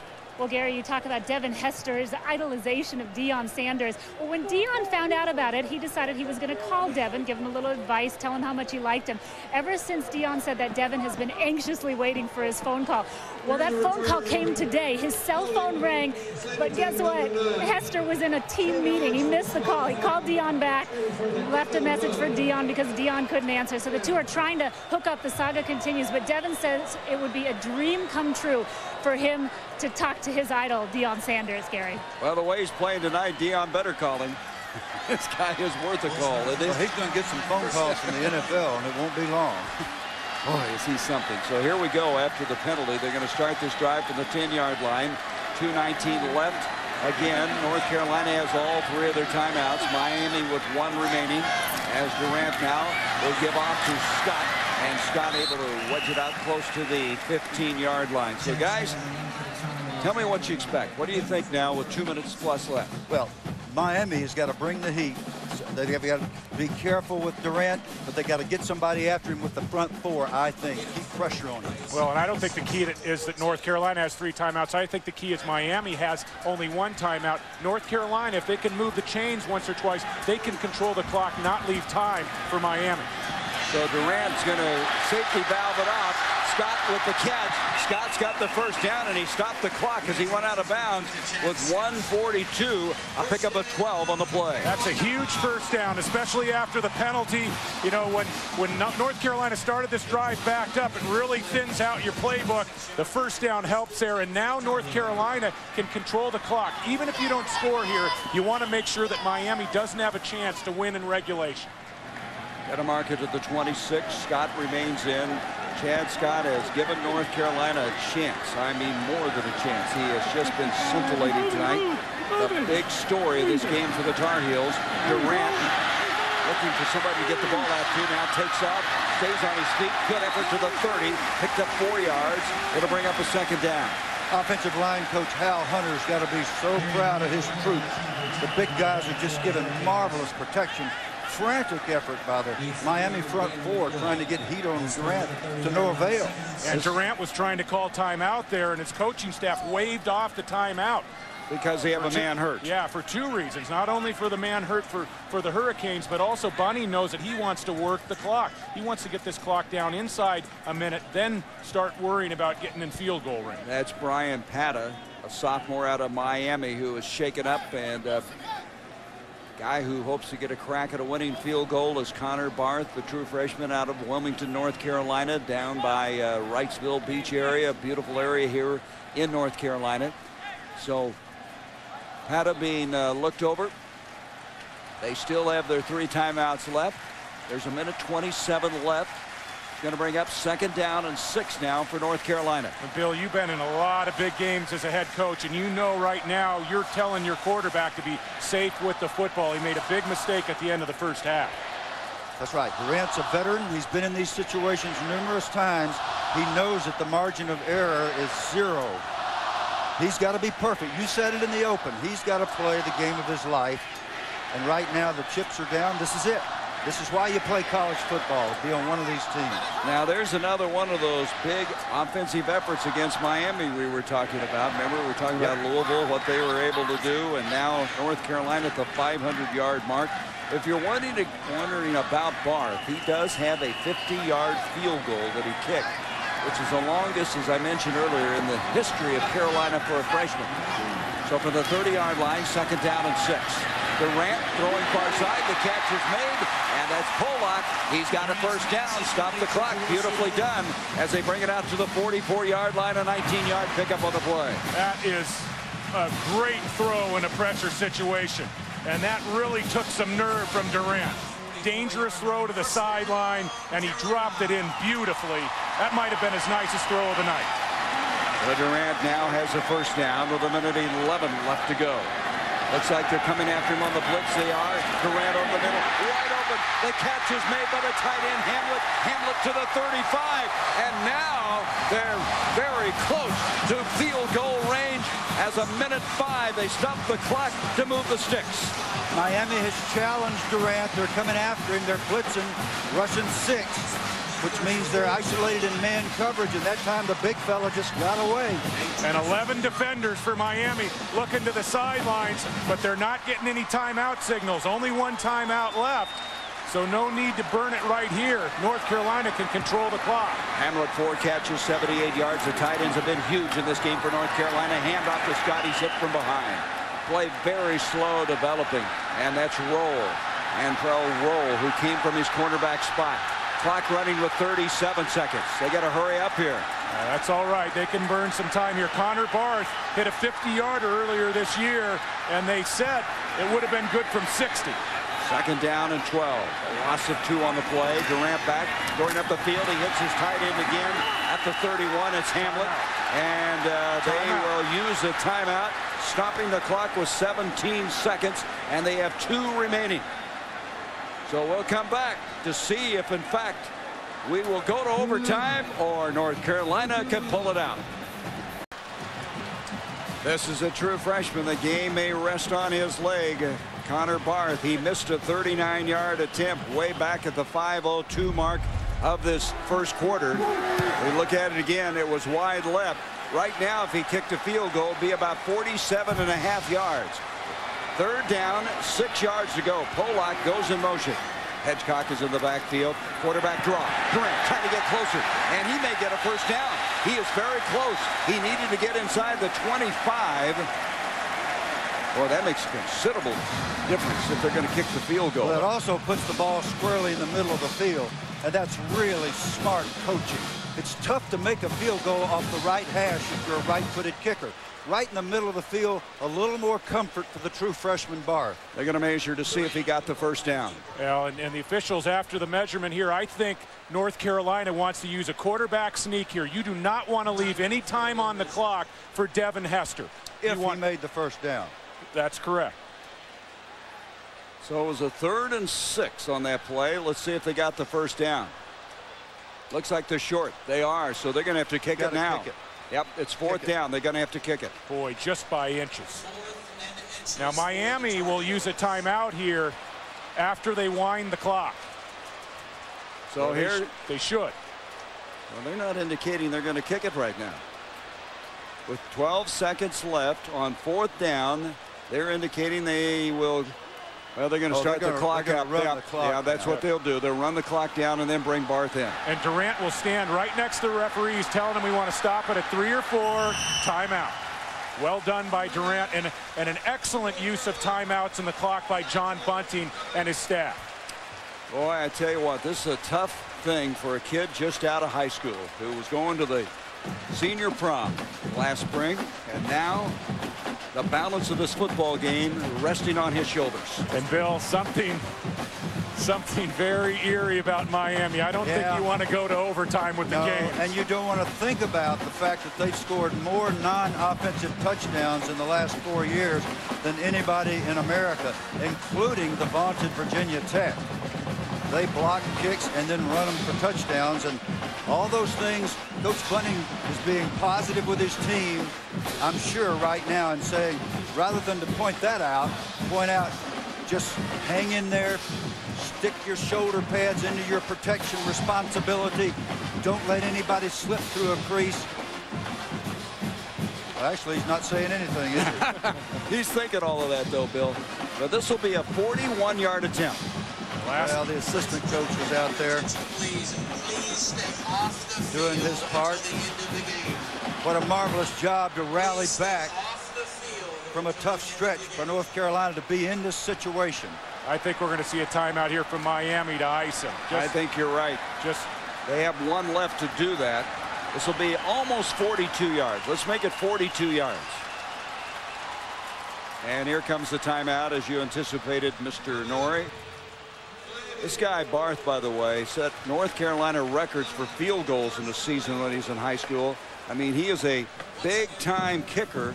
And in talking to John Bunting, he said he has tremendous poise, and that may be what we're seeing right now. Well, he doesn't want anybody talking to him. But I think what he's saying, I've had so many kickers say that to me, get these guys away from me, Coach.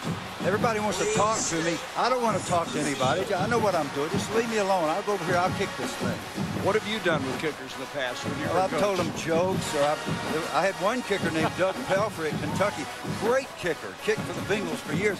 We had to get him mad, so I'd call him over and I'd say something, come on, and Doug would get mad at it, and he'd go out and kick it 55 yards and right through the middle. So they're all different. I don't think John knows this kid well enough. He hasn't know what to do with him, probably. Well, I like him. He's smiling. He said, hey, everybody leave me alone. I think that's what he was saying. Well, I think it's really kind of ironic that you get great games from the two quarterbacks, Chad Scott, Devin Hester, and the whole game comes down to a true freshman place kicker. 42 yards with 4 seconds left in the game. Jared Hall will hold. Greg Warren, one of their captains, will snap the ball.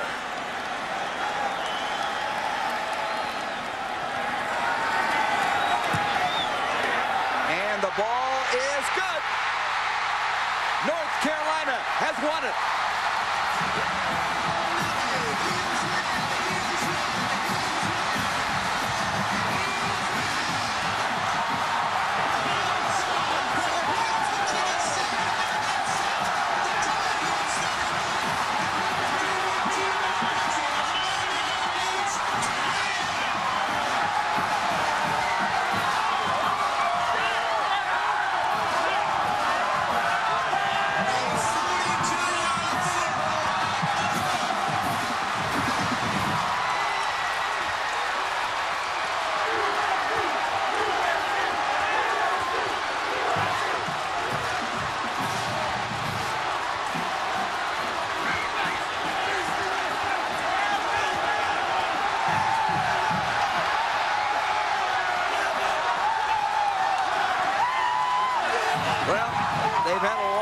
Success in basketball here at North Carolina, and it's been a long time since they've been able to run onto the football field with a win like that.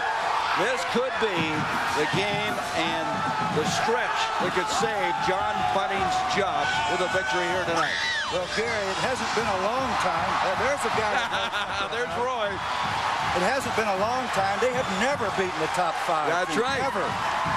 So they're going to go to 4-4 on the year, 3-2 in the ACC, and Miami has their 10-game winning streak snapped. A major upset. And the goalposts are going elsewhere. Really have to take your hat off, David, to John Bunting and his coaching staff and this valiant group of young people. Well, they had a great game plan offensively and defensively. Durant had to come up huge. Great work by the offensive line to get Chad Scott openings. Scott capitalized. And this is a Miami team. You got to go all the way back to last year, 12 games ago, when they lost 10-6 to Tennessee. A reminder, if you can hear my voice, we need to see you right here at Keenan Stadium next Saturday.